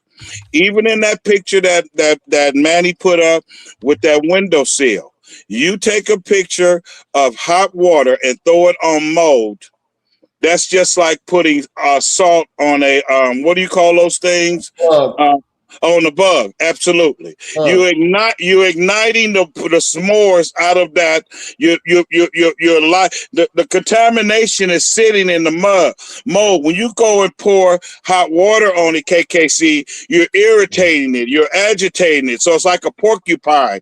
A porcupine releases a spray or one of those needles, right? Where the mold releases the smell and the smoke. And it's all poisonous and it's all toxic. So it's like Agent Orange in Vietnam.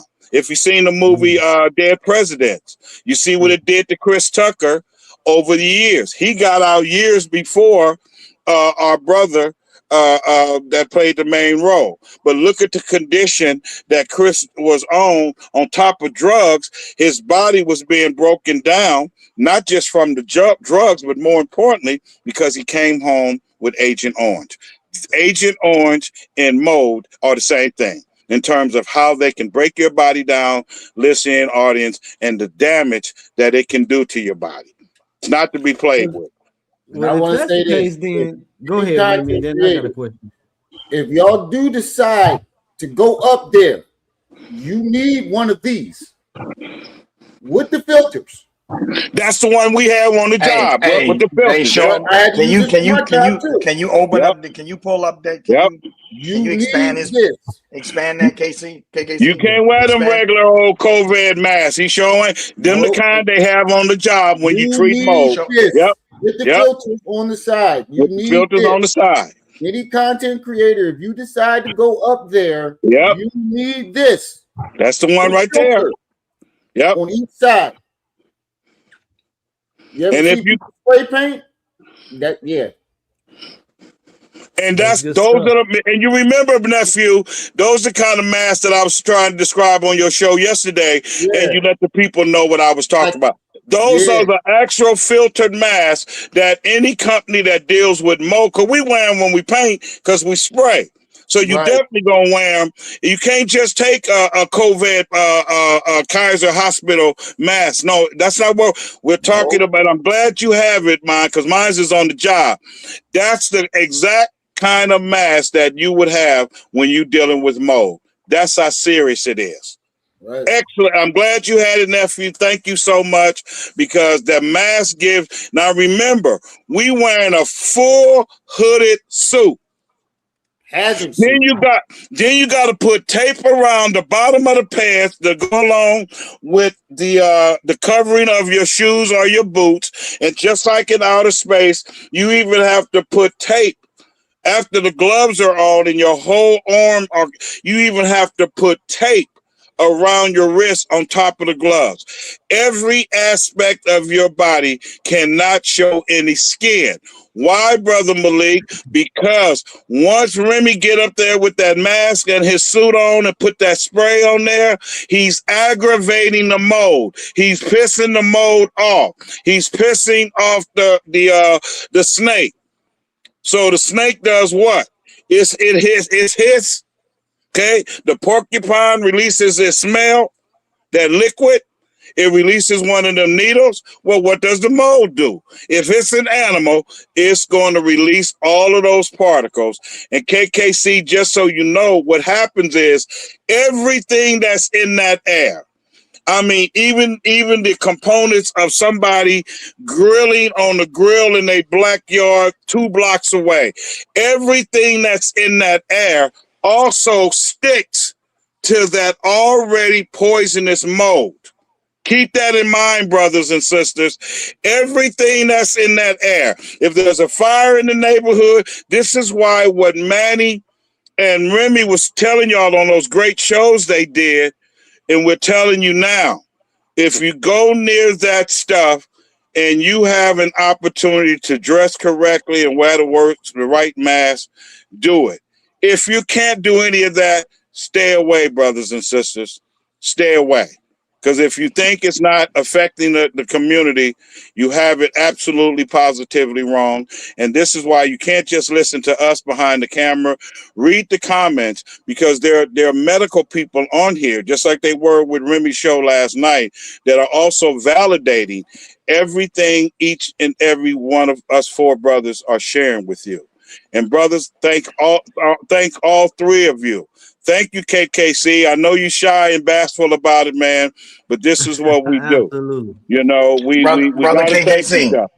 You know, Brother KKC, I just sent you an email. Okay. Okay, hold on. And it's a one is a courtroom ready professional written environmental analysis. We're not gonna do that one. Me and you gonna have to get together and actually break that down along with the rest of the team. Oh, it's up to you. But the quick one that I really want to show everybody is the breakdown of the timeline it would take to clean up that mess right now. It's a big job, man. It's a very expensive job. Okay. The first phase is going to take 2 to 6 weeks. Okay. This is an environmental assessment. Remember when Brother Malik was talking about they got to go out there and test? Well, this is what he's talking about, that environmental assessment. So what I'm going to do is read it with you guys. All right. Now, wow, it's still small on your screen, so I'll go to mine. All right. So, yeah, the environmental testing. The environmental testing, phase 1 is the environmental assessment and testing, 2 to 6 weeks. Mold spore sampling. They're gonna be testing for the air, surface, and wall cavity. Moisture mapping. And Brother Malik, feel free to kick in anytime. The next bolo will be moisture mapping of entire building. Then after that, they're gonna do infrared scans on hidden water intrusion. Then Stop right there. Stop right there.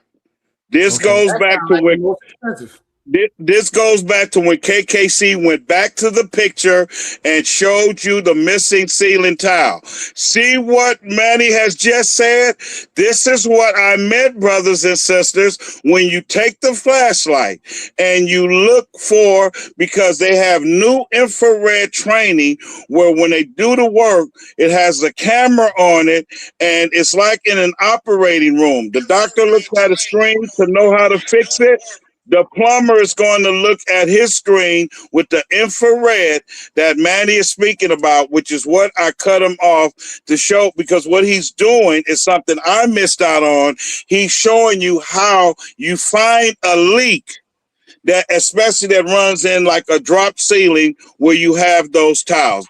Sorry for cutting you off, Manny, but I wanted to throw that in with the how it goes hand in hand with finding the leak in the drop ceiling. So thank you for remembering to bring that infrared camera up that plumbers use today. By the way, plumbing, what Manny is talking about, that field pays $65 an hour union scale, and whoever owns a mold remediation company, their employees make $55 an hour. This is why the jobs are so expensive. This is why I gild people towards trades and not just college degrees, because most people don't work in the field in which they're degreed, whereas if you have a trade, it's a lot less schooling, a lot less time, but they're very, very, very high-paying jobs. That's why I told you guys, not being egotistical. Every time I go on a construction site, I'm worth $150 an hour because I'm 3 trades in one. So I just wanted to throw that in. That wanted to do this stuff free. And with that being said, let's not forget that. I forgot. Exactly. That's a good point, Manny. I mean, let Manny get through his points. All right. This whole thing is going to cost $5 to $7 million. Let me make sure I get that right. It will be a black mold remediation project. Okay. So like we were saying about the infrared scans on the hidden water intrusion. And then we're going to talk about how we have to test the full HVAC, HVAC. You know, I'm emphasizing about this HVAC. Why? Because you got to test it. The microbial. Am I pronouncing that word right? Microbial testing. You gotta get that right there done. The full HVAC on all of them, not just one, all of them. Then we got to do asbestos and leak paint surveys required before demolition in Delaware. Now, all of this stuff is about Delaware, y'all. Why this takes weeks. Large buildings require hundreds of samples and laboratory turnaround time. So they got to get samples. All those mold streaks you see on that building, they got to get samples of that. So that right there, they will take at least 2 to 6 weeks. Then we got to do a containment. See, this is what I was saying. In order to get this out, they got to go contain that whole area. So if they got to contain that whole area, what you think you got to do for your body? Phase 2, containment setup, is between 1 to 3 weeks. Install full building negative pressure zones. Then you have to, Big Bro, can you break that down when I say install full building negative pressure zones? What is that about? Everything is about the root road is testing. Everything is about testing. That's why it's good that you're not leaving out the water, because the water not only has to be tasted for poison. The reason why he had the problem with those toilets when he was cleaning them, because he didn't even have the testing, but he didn't have the water pressure test. But basically, what you're telling the people is everything has to be tested. That's why you do things by square feet. Every square foot of that building has to be tested, because, again, brothers and sisters, for the 99th time, whenever mold appears, you have a very, very serious problem, even if it's in a closet or just a 12 by 2 foot shoe closet in your home. If you see mildew and mold, you have a problem. And what Manny is really going through is the cost, because you have to do so much testing. Okay, all of this goes into the cost. So if you're wondering why it's $5 to $7 million just to fix this property that has nothing to do with a light bulb or plumbing, this is why. Because when you're dealing with mold, you're dealing with all aspect of that building, which means the foundation, the roof, everything. Because mold travels right along with water, because fluid is its best friend. Those buildings are contaminated and they simply need to be torn down. If you don't have 15, 20 million to invest in them to get them right all the way around, then you just need to just tear them down, which will help you guys make sense why they were on and remain on the abandoned listing anyway. I think they went and dealt with Umar because it was a money thing. But should they have done it? Absolutely not. Because if you're not selling to someone that has the working capital to repair those buildings, regardless as to what you wanted them to be, it's just a waste of time, i.e.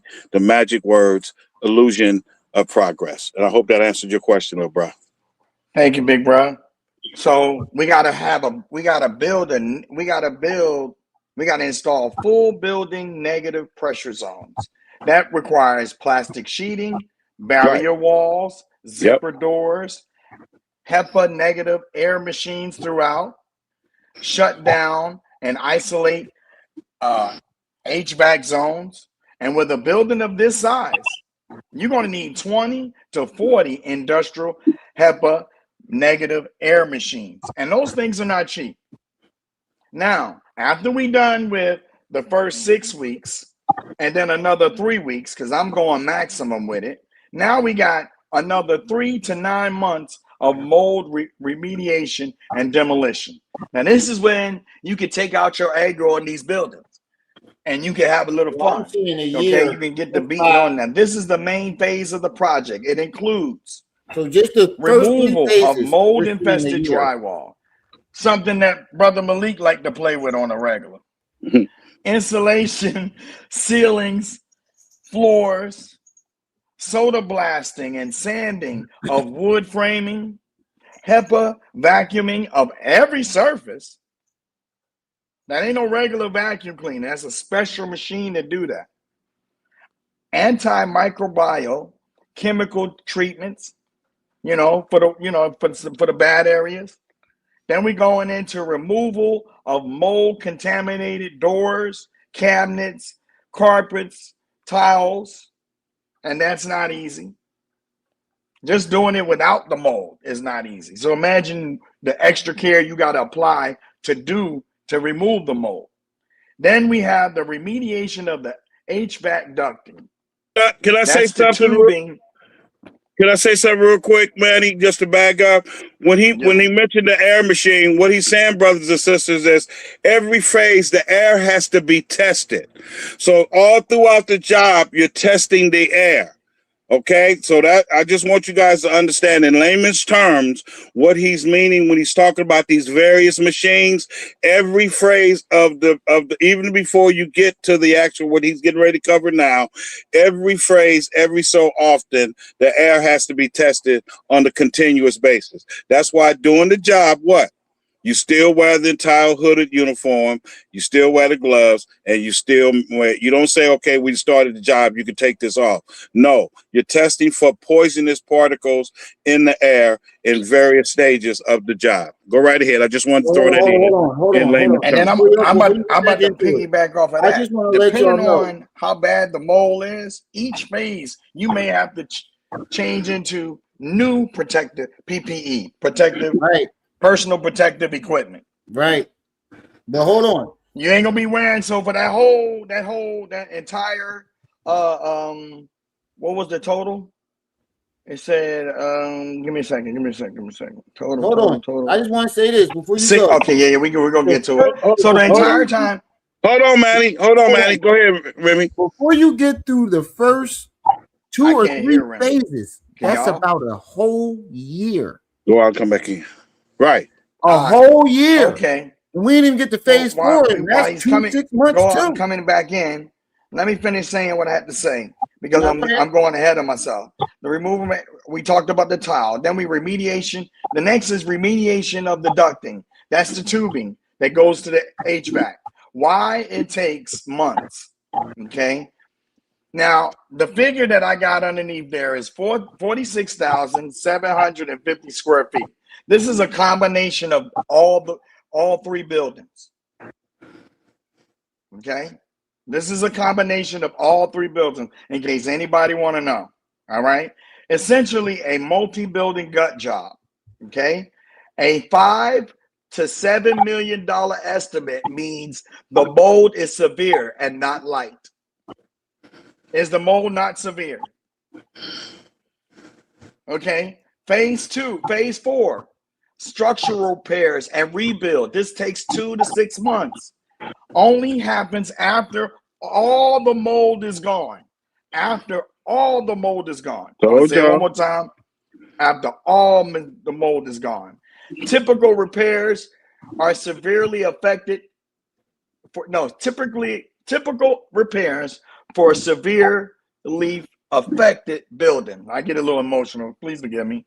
Replace all drywall. Replace insulation. Rebuild ceiling. Replace flooring. Replace damaged framing. Replace windows / roof areas with leaks. Replace HVAC systems or ductwork.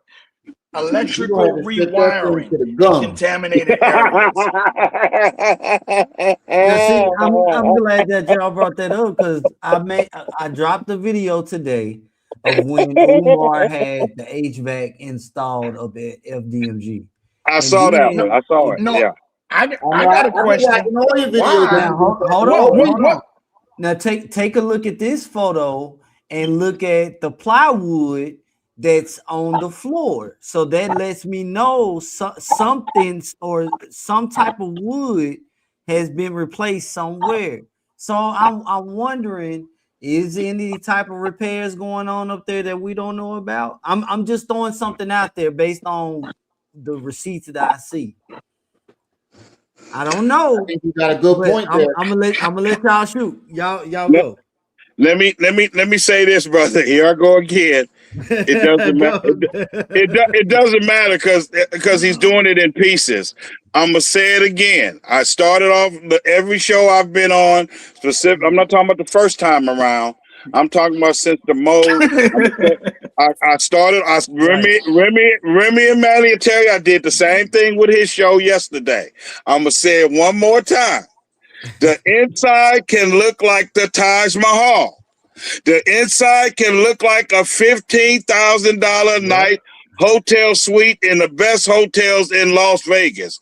And I know what KKC is doing, and he know that I know what he's doing, and we being funny, but we're serious. I don't want y'all to think that I'm stopping him because he doesn't know what he's talking about. I know what he's doing.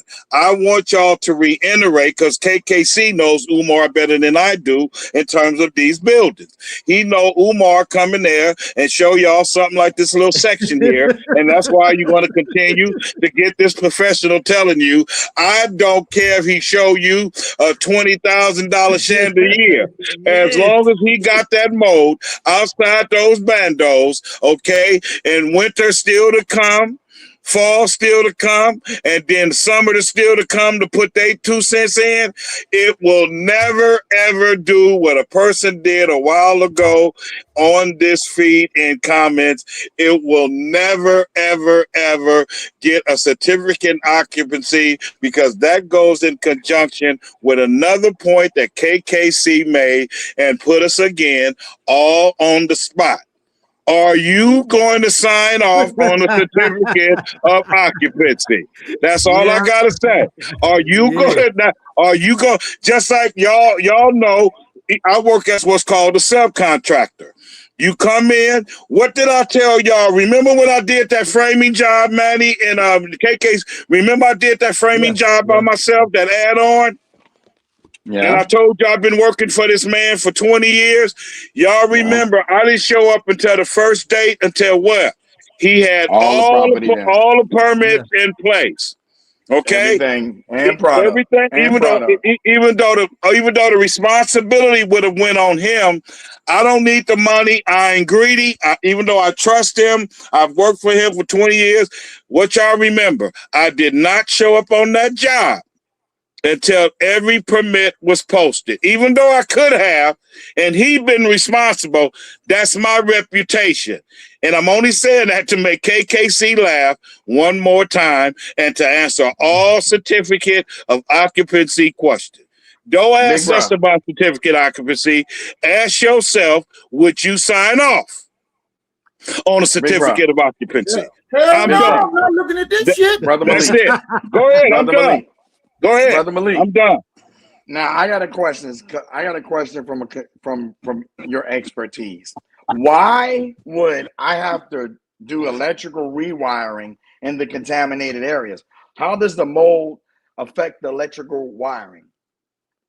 It's contaminated. Even though the wire runs down a plastic coating that you rip off with shears, it's contaminated. This is why mold is worse. Mold and water are worse because it contaminates everything. Remember, mold is built on fluid. Okay? So if you agitate that mold by those hot wires being connected going through that conduit, that mold turns into a fluid. So to keep from what would be what's called, y'all have heard of this before, a fire starting inside the wall. That's the purpose of that question that you just asked me, which is a very good question. It eliminates any hazards from a fire starting inside the wall. And again, that's why these pictures of these rooms, these gyms are so important while we're talking, because it helps the people understand the process. Once it's in a mold-infested room, even if mold is not showing, it's sitting in a room that has mold. What do you mean, Malik, to cut it short? Well, Malik, KKC can say, well, Malik, my typewriter got some of that white stuff on it, but my laptop closed on. The laptop still is not any good because it's in the same environment. Got you. of contamination. It's contaminated. That's why Of I put it contamination. that way so they can understand your questions in terms of dealing with wiring. If the wiring is anywhere near, that's why everything has to be replaced. Make sense? When I told y'all, let me do it another way. When I told y'all you have to go in, and even though we know the sheetrock is molded, even if the wood is dry rotted, you still have to bring an electrician in to bring in new wiring. Once you open up a wall, everything has to be new. That's why you have to have a permit. Because you open up a wall, you may open up a wall that has water, that supplies water. So there's water conduit through there. That same wall has separate conduit where electricity runs through there. Okay? So once you open, that's what you basically getting a permit for. You're getting a permit to open up the wall. Because once you open up the wall, you have different components of construction in there. You didn't open up the wall, okay? Now you found you got an electrical problem. That's a trade. Then you find out, okay, you got some plumbing problems because it's one of those walls. That's why you open up the walls, and this is why you need a permit. But once you open up those walls and replace anything, everything has to be replaced. That's why I'm going to say again before you got on the show, Remy, I would have never signed off, because people do hire me to do that. I would have never signed off, as well as any property attorney, or neither one of those three fields would have signed off, Remy, on Umar Johnson buying those buildings if he got them for $4, let alone $400. Because you don't, well, we make a mistake at in closing, KKC, we make a mistake in what you bought for the building versus what it takes to get the building or the home, what's called up to code. See, that's why the termite reports gives you, see how all of this makes sense and come together? That's why the termite report give the potential buyer an opportunity to see, do Remy and his family want to take the time and the money to bring this home back up to where it's functioning, to where it's signed off in every category, plumbing, electricity, all of that. I would have never, in closing, KKC, I would have never, in closing, pull-up team, I would have never in 100 years, even from the contractual point of view, put my name on anything that has to do with any of those buildings. I don't care how many of them it is, how many streets or blocks they are apart. I'm not doing it. Because guess what? Malika never get a job again, even though I'm technically retired. Never. See? Because that tells the people you running a scam. You ain't no different than Umar on the donor part of it. See? And you don't play with you don't play in the contracting field. You don't try to skip turns on your plumbing, because one leak can turn into a flow. You definitely don't play with the electricity. See? So everything about this building is wrong. And I'm going to say it one more time. It will never open even to sell stale hot dogs and stale popcorn. Not only that, one of y'all said earlier, I think it was you, Remy, in comments, you can't even legally have any kind of functions inside of those buildings. So they're basically a waste. He needs to either sell them now that we see that he owns them, or just go ahead on and tear them down and stop using them as a money pit and stop using abusing his people. I want to say something about this gym real quick. I want to show y'all. Hold on, bro. KKC, pull up the rest of that. Hold on. Stay on the gym. Stay on the gym real quick. I don't think he can hear us, Manny. I don't think Manny can hear us. I think he's off a little bit. Yeah. Hold on, I'll man. be right back. I want to stay on his gym because I heard Unc say something that I've been saying, and this is with no experience. When I saw him having people push the water out, but never lifted up the floors to see if it seeped on, I'm guaranteed water can get anywhere. And you never lifted up those floors? Yep. Yeah, he didn't have He didn't have one contract come and what you he didn't have one Can contractor y'all hear me come in. now? Yeah, He we didn't hear have you. one contractor, nephew, come in and just, and what you do, brothers and sisters, when you're trying to track down, very good point, by the way, Remy, when you're trying to, you don't have to rip up a whole section. That's where the infrared cameras come in at that Manny was talking about. He didn't even have a contractor come in, cut up a little 6-inch section anywhere in the floor, send his cameras down in there and see that the floors obviously need to be torn up all the way down to the busted concrete. See, it's all a waste of time. It's all an illusion of phony progress. Those buildings will never open for a hot dog stand, let alone to open as a school. So if any of you, Brother KKC, Yes. Brother KKC, pull up the email again, because I want to finish. I want to show the people in the chat exactly what Brother Malik was talking about. Another aspect of what Brother Malik was talking about, the financial aspect. There's no way financially that he'll be able to open this school, because that means that he, and I'm about to show y'all. All right. It's not possible. It's not possible. You got, all right. We're going to go down. I was at phase 5. We're right before phase 5. Right here. Okay. After we did electrical wiring and after you do the plumbing repairs, this includes 30 or 40% of the project costs. Now, phase 5 is final clearance testing. Independent environmental hygienist. Let me say it again. Independent environmental hygienists perform air quality tests, safe surface clean tests, humidity verification, HVAC cleanliness tests, visual inspection for regrowth. Clearance must be passed before reoccupancy.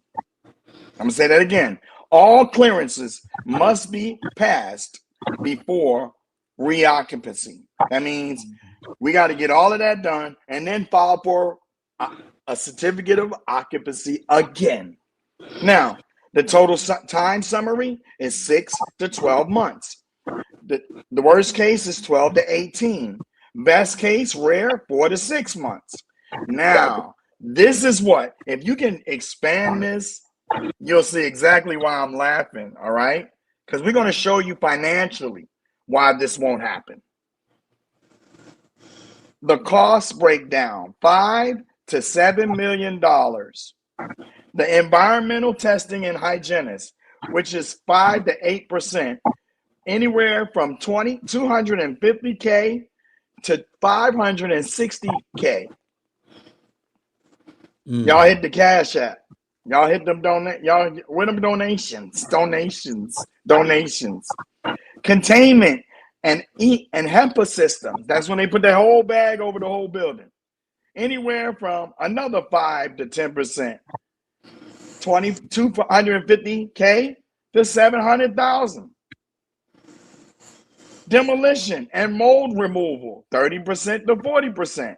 $1.5 million to $2.8 million. Who gonna give it up now? Them gifts. Y'all got that money? I don't think it's happening at this point. HVAC, the same. And let me add this. You guys remember where Manny just went and talked about how you got to go down with all of these different people just dealing with the air. Now, remember, you guys heard me, and when I first started doing these shows, you have also what's called a contractor's punch list.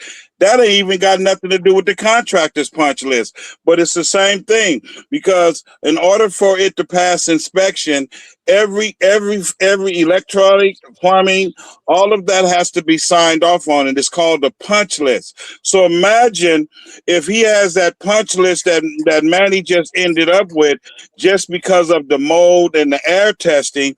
Don't forget, brothers and sisters, and Brother KKC, you have a separate punch list that's a contractor that I would sign off on. See? So put all of those two together and look how much money we're talking. Now, I didn't give you my field prices. Okay, plumbers make $65 an hour as of January 2026. Drywall, $45 an hour. If you can hang it and tape it and texture it, $55 an hour. Mold remediation employees on the low end is a $55 an hour employee salary. I'm only throwing all of this in so you guys can Salute, Black understand. Anonymous. I'm only throwing these independent prices out so you guys can understand why it takes so much money. Because if you own the company, you gotta and that's what you do when you bid on the job. By the way, brothers and sisters, you bid on the job by how many employees you're going to use. You know what they make, how long it's going to take. All of that goes into bidding on the job, and that's what Manny just broke down to you. But I don't want y'all to be confused. That has nothing to do with the building punch list. All of those people from the environmental part that he just mentioned are only butting in so y'all wouldn't understand before he continues. That has nothing to do with my punch list under building and construction. This is what Umar Johnson is dealing with. Go right on ahead, Manny. Thank you guys for letting me interrupt with my information. Thank you. Hey, I just want to say this. This Hey, is pretty your girl. doing. Hey, pretty girl. This is your doing. Hey, Niecy. What's going on? That's right. I see it. It's all Hey, good. Niecy. Hey, baby. And I still say leave her Uncle alone. Manny right here. I know. I see you. KKC, do you have any questions before I get out of here? Anything you would like to know? If not for yourself, for your listening audience, anything, brother? I don't have any questions because we're on the same page. I would not put my name on this professionally from my professional background. I would not touch this at all. And so I don't have any questions. I think you guys are detailed in everything you guys have said. Like there's no way there should be any questions, but no matter what is said, somebody's going to say something. So well, can I challenge. Wait, let me say something. I challenge any of the haters to debunk what you see on this channel right now. Well, no, Manny. Well, with all due respect, KKC just covered that, Manny. With all due respect, all four of us have laid it out, and that's what he's saying. Nobody has any excuses unless they just stupid. You have no excuse. We've covered every aspect of the building. Every go aspect. Down to number 8. Go down to number 8. Go down to number 8. I will. I think the only position I would have at this point is based on the exposure of what's going on in Minnesota. I believe that level of exposure shows what Umar Johnson is trying to do to the black community. And if you take a close attention, he purposely didn't want to get the government involved by getting grants, because should they have caught on to accountability. He do not have to be accountable for any of that. These people donated to me based on, like I said, just like a church or a religious organization takes tithes and offering. Donations would fit in that category. And so they trying to make this criminal. The FBI investigation shows the wire fraud and all that. Then I got it. But go ahead. I'm just throwing. Hold on. I want to say this. This ties into what Uncle Malik's been saying. What Khalid Muhammad told him. A black man is more dangerous to the community than a white man, because a black man is more dangerous to a black community.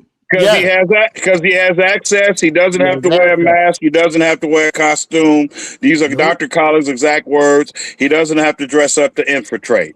Period. I didn't get it at first. Yeah, those are do Dr. now. Khaled words, and Umar has given you an example of exactly what those words mean, as well as what you heard me say on your show last night. If we hold up a mirror, Umar has held up a mirror and embarrassed us as a people because it has showed us the depth of which we have fallen, and it doesn't take much to fool for those of you. But unfortunately, in my case, being that the way I was raised, and because of the Dr. College of the world, I wear glasses because I can't see distance. I saw Umar 3 blocks away with blurred vision 15 years ago, just because of my Let me tell you teaching what I was saying. and my training. You know, The problem with us is we think we need a leader, and we're looking for leaders in the wrong people. There you Leaders go. are chosen by the people, not chosen by themselves. If you look at Facts. all the leaders Facts. from Uncle Malik's time, Facts. none of these people wanted the role. Yeah. They were forced to. Did Malcolm did Malcolm say he was a leader, or did they pick Malcolm? They not even Martin. And Not let even me Martin. None of them wanted the role. And let me do to Brother KKC what I did to you and Manny, even individually on the phone call, but I don't talk to KKC over the phone. But I want you to know, KKC, the same thing I've done on all of these shows, especially with us brothers. Mm-hmm. The people need to understand, Brother KKC, that when they're looking at you, they're looking at who they want to be, who they want Umar to be. The problem is what Manny, I think one of y'all just said, we always looking in the wrong direction. Mm-hmm. Manny, you, not even counting me, all three of you right now is every bit of the man, Brother KKC, that the Umarians wish, as well as himself, that he was. And I'm not going to allow any one of you that I've taken under my wings, doing my responsibility as an elder, to let you sell yourself short. And I want to put the audience on notice. See, you are looking at 3 men on this screen, not counting myself, that are every bit of the Umar Johnson, of every bit of the Umar Jermaine Shoemate that you want him to be. They be, because these none of these 3 men are about leadership, taking it over. All 3 of them lead by example.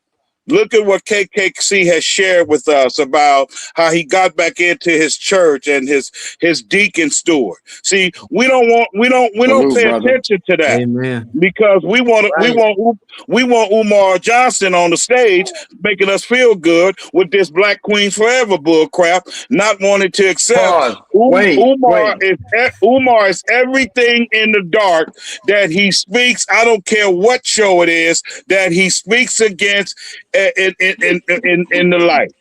And I want my people to understand in closing, you are looking at who, I didn't say Umar Johnson. I'm saying you are looking at who y'all wanted, who y'all helped build him up to be. Every time you turn on Rimrum's TV, every time you turn on the KKC Receipt Show, every time Manny is a guest on the show, you are looking at Umar Johnsons that you absolutely refuse to accept. And until you learn the difference between how well a man speaks versus vetting him to see where the needle sits on his moral and manly character, we're going to remain being duped because we keep looking at the wrong people. And I'm going to say it one more time. Every time you look at Manny, every time you look at KKC, every time you look at Rimrum, you are looking at who you are. And this is only for those that are Umarians, who you are, as well as him in your head. Want him to be. And I want all 3 of you to be proud. I'm proud of you. I'm a phone call, email, text message away. And KKC, out of respect, Manny and Rimrum will tell you that. I called both of them separately. And we had separate, very emotional conversations because we have to support each other. And I have to let you youngsters know you're taking care of business. You're helping the village. You're helping the community. These videos go out not only to the country, but to the world. And this will help our people understand.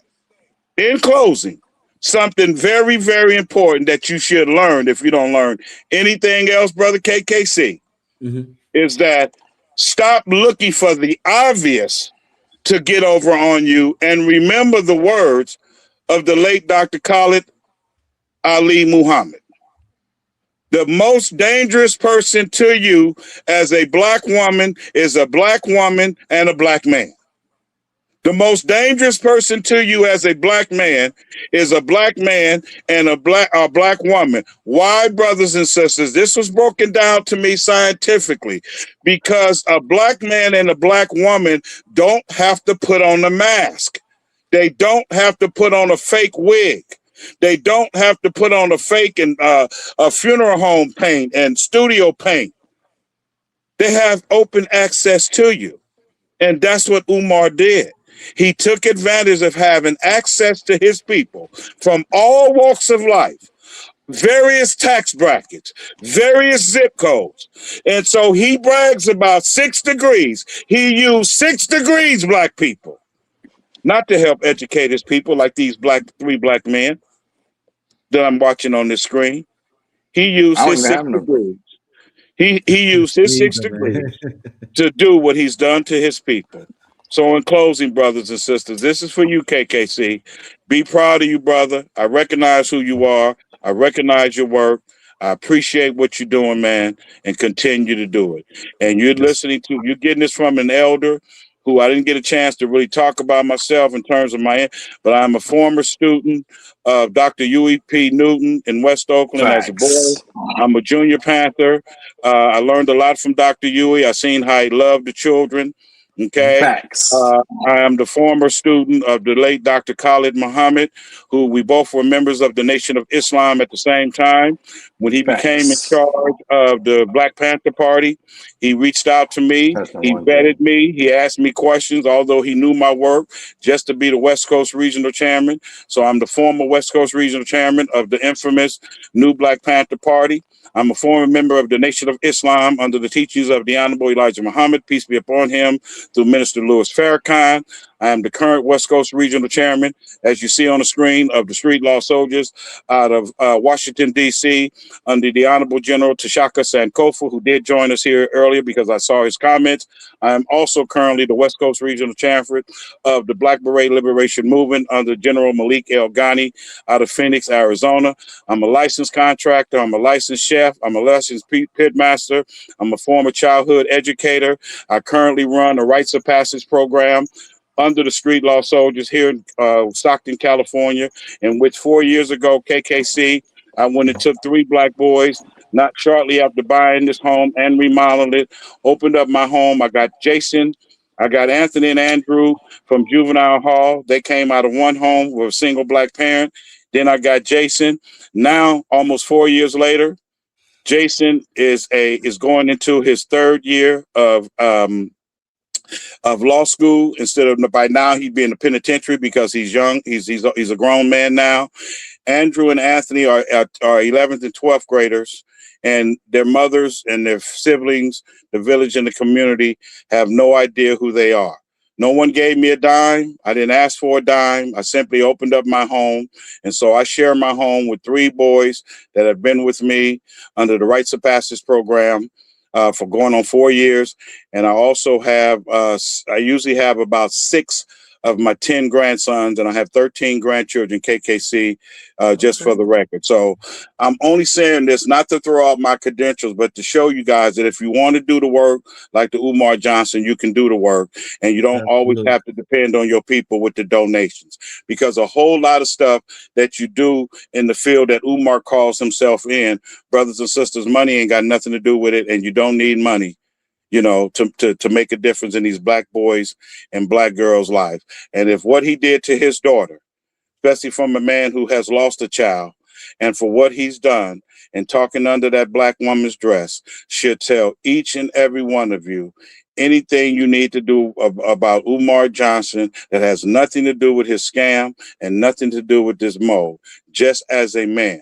And why is that important in closing, brothers and sisters? Because the biggest mistake that we made as a people, we did not vet Umar Johnson. You didn't vet him. See, you have to know where the needle stands on a man's watch of moral and character.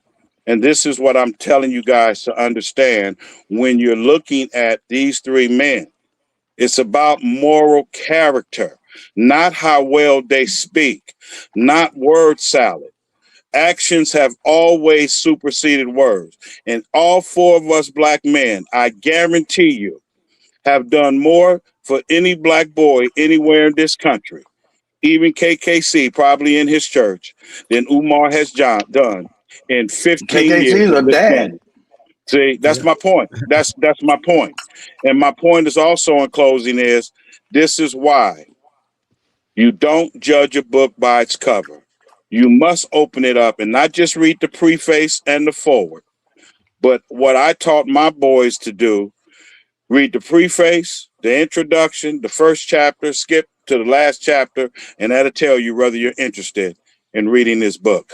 I got to get out of here, you guys. My life is always busy. I rambled because I'm gonna get out of here. KKC, thank you for having me, brother. Brothers and sisters, support these channels, man. Support these brothers, man. Send them a donation. Send them some cash out. Because I know what it takes to put these shows together. I've been behind the scene. So thank you, brother KKC.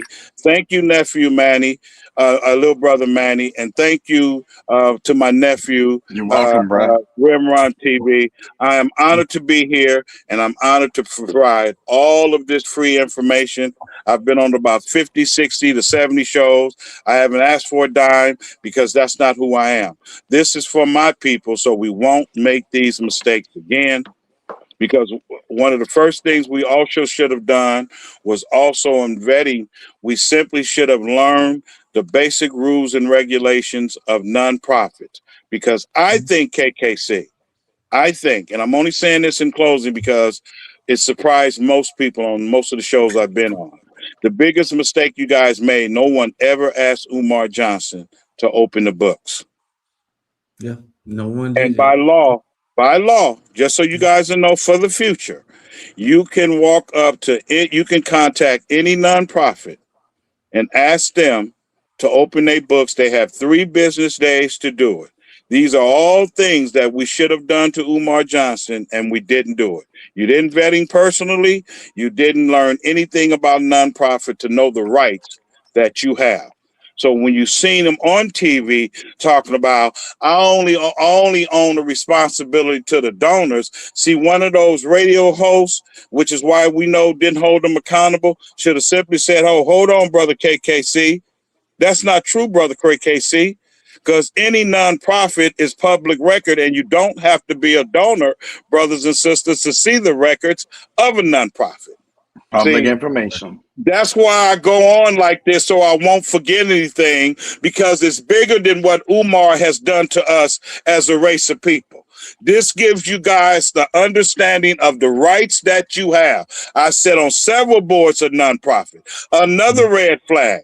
Umar is the only one sitting on the board of directors. That's illegal under nonprofit law. You must have at least 3 people on your board of directors to qualify for nonprofit status. At least that's the way it is in California. I'm going to cover it all, KKC, so I can go. Umar could have paid himself a salary, brothers and sisters, where he didn't have to rip his own people off. Umar could have paid himself a salary, brothers and sisters, where he didn't have to rip the people off. What does that mean? Like my nephew Remy shaking his head. The money that he took in for donors, if he had done it right, that's the money that you pay your board of directors with. Board of directors get paid, brothers and sisters. You here in California, depending on your nonprofit status and the kind of grant money you get in, we have board of director presidents like Umar that make $250,000 and they got nothing to do with their job. I got clients that make more being members, KKC, from a salary on board of directors from nonprofit than they work on their 9 to 5. Why is all of this, Malik, going on and on important? Is for the future, brothers and sisters. Mm-hmm. You don't have to be used and abused. When you're dealing with a nonprofit, I don't care how new it is, how old it is, where it's located. You don't have to be a donor. It is public record. Getting a nonprofit status is like a driver's license. It's a privilege. It's not a right. Every time I start a nonprofit for someone, a new client, they automatically know. Just because you paying me $100 an hour and I'm going to submit these papers and hope that you get your say, and it's no guarantee that your nonprofit is going to be granted. So Umar has taken advantage of the nonprofit system. He's taken advantage of his people, all walks of life, all incomes, all area codes and zip code. And brothers and sisters, it's not okay. This is why these shows are so important. And this is why you have to support them with your donations. And this is why I promise you in closing, when you're looking at these three men on this screen right now, leave me out. You are looking at what y'all wanted. What y'all wanted so bad, like my nephew said in the Savior, you're looking at three Saviors and three Messiahs right now. May the blessings of Allah be with each and every one of you. May blessings continue to be bestowed upon each and every one of you. Do not look for me under my YouTube page. I don't use it. You won't see any of the videos of the shows that I've been on. If you want to reach out to Brother Malik, you can find me on Facebook under the name that's on the screen. If you want to contact Brother Malik, the best way to do it, if you're not privileged to have my email or phone number, reach out to me on Facebook. That's how you can keep up with me. And that's why I post the videos, including this one today, of all the shows I've been on over the last 4 or 5 months. And I think it closed close to 70 to 75. KKC, thank you, brother. Thank you for letting me ramble. But I'm only doing it because I'm trying to educate our people. And lastly, for my brother KKC and all of those that have shows, I'm being funny, yet I'm being serious. You don't have to ask any more what-if questions. As long as there is mold on those buildings, that address will never open on any side of the street. I don't care which one you use. Period. There's no way around it. You can't water blast it. You can't power wash it. You can't call a fire truck with all of them high-powered hoses and all of that pressure that comes out of that fire hydrant and get rid of the mold. You either eliminate it by tearing things out or you eliminate it by tearing things down.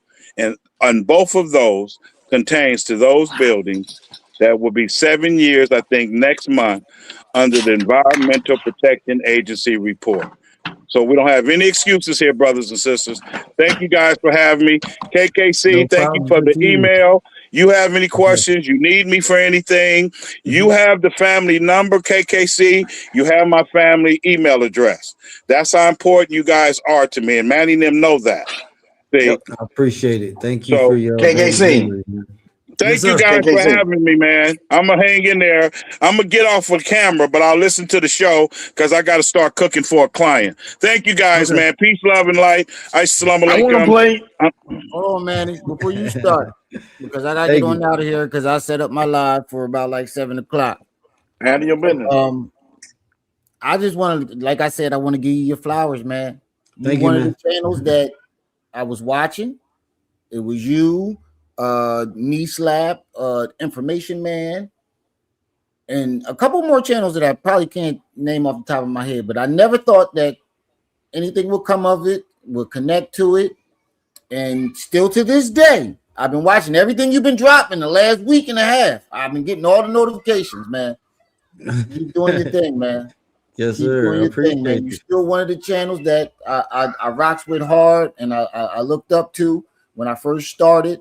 I like your format. I like everything you do. And like I said in the beginning, I think you should get way more credit than you're getting for this Umar stuff. But it's okay, man. It's all good. But it's all good. And it's my first time seeing your face too.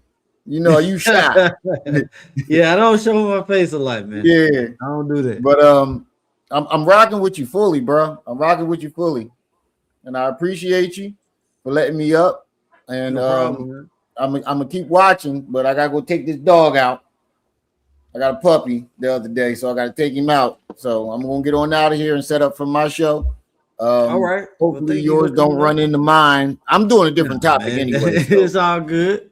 You one of the reasons why I didn't want to do Umar. I'm like, KKC got that. I got to get ready for Bible study because I do Bible study on Wednesdays on this channel. Rem, ahead, let me. I need you to go to that email that I showed that I put in the private chat.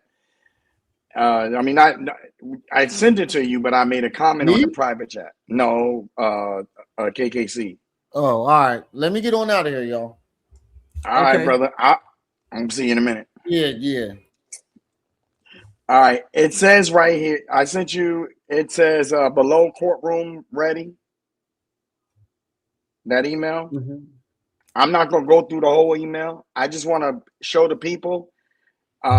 You're welcome to post that on your channel so that the citizens of Wilmington that's in this chat can take this right here, copy and paste, and put your name on it and send it to first verify it, okay, and then send it to the city as a complaint, a legit complaint.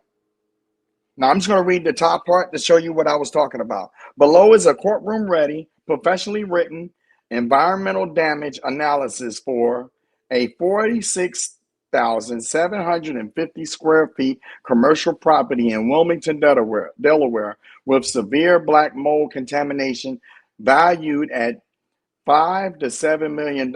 I wrote it in a format used by environmental forensics experts, insurance litigators, and property damage claim specialists.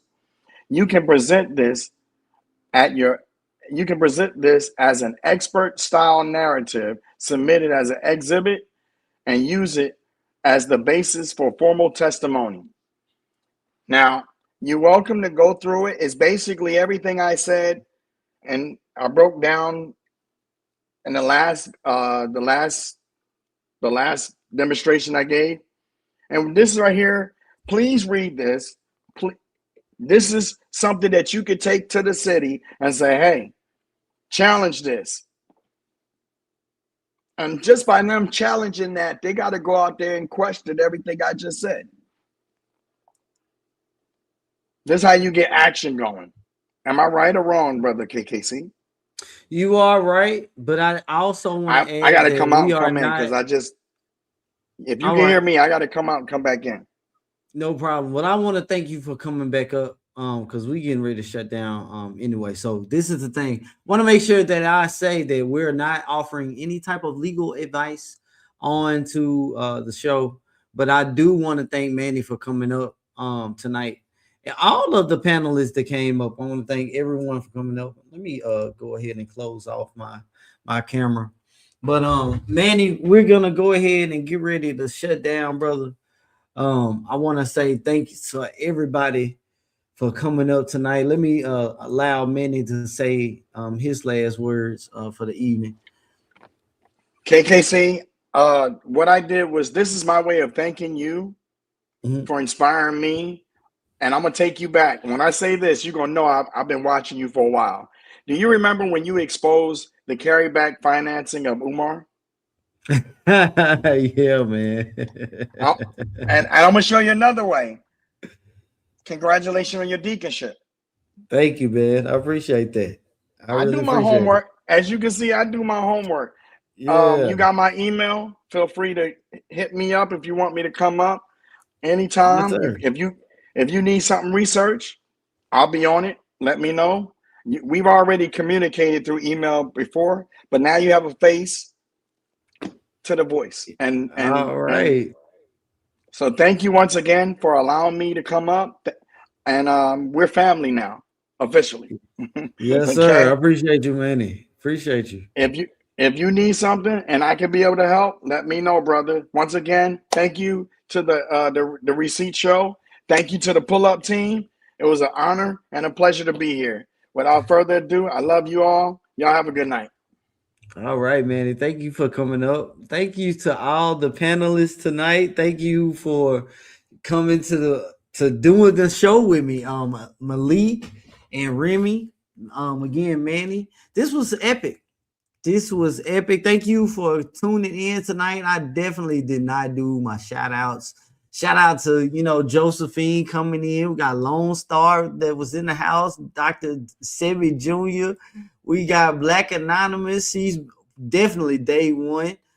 We got so many of y'all that stepped in. Ralph G, definitely day one. So is DJ Rick. Listen, it's so many of y'all that are new. The numbers are showing that I have so many new watchers, and I want to say welcome everyone to the pull-up team. We have so many years of footage.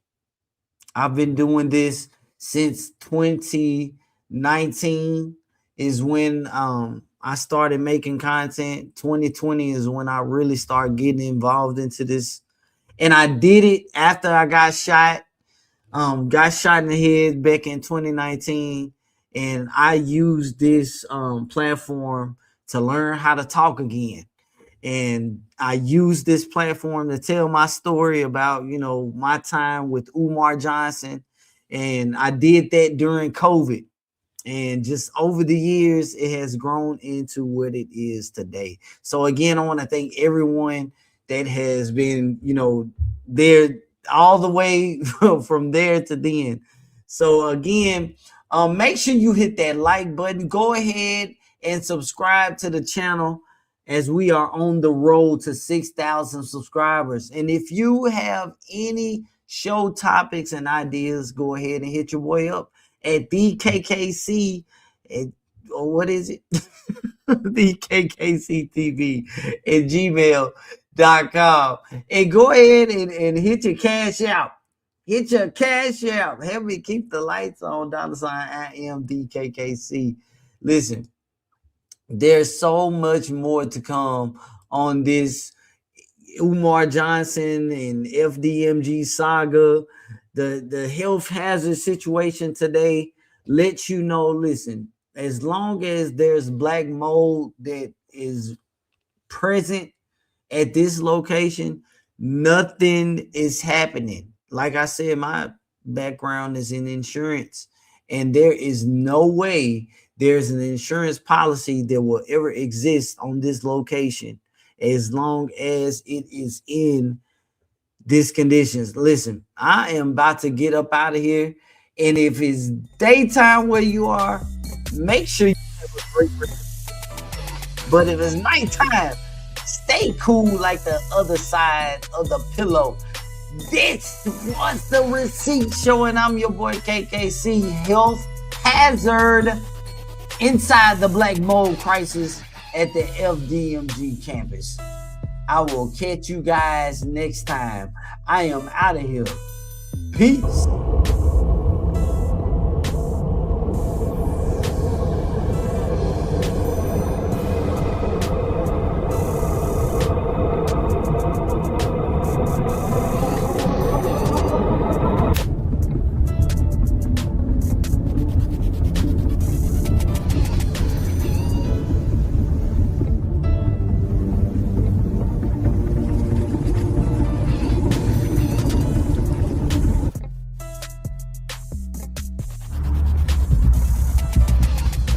Health hazard?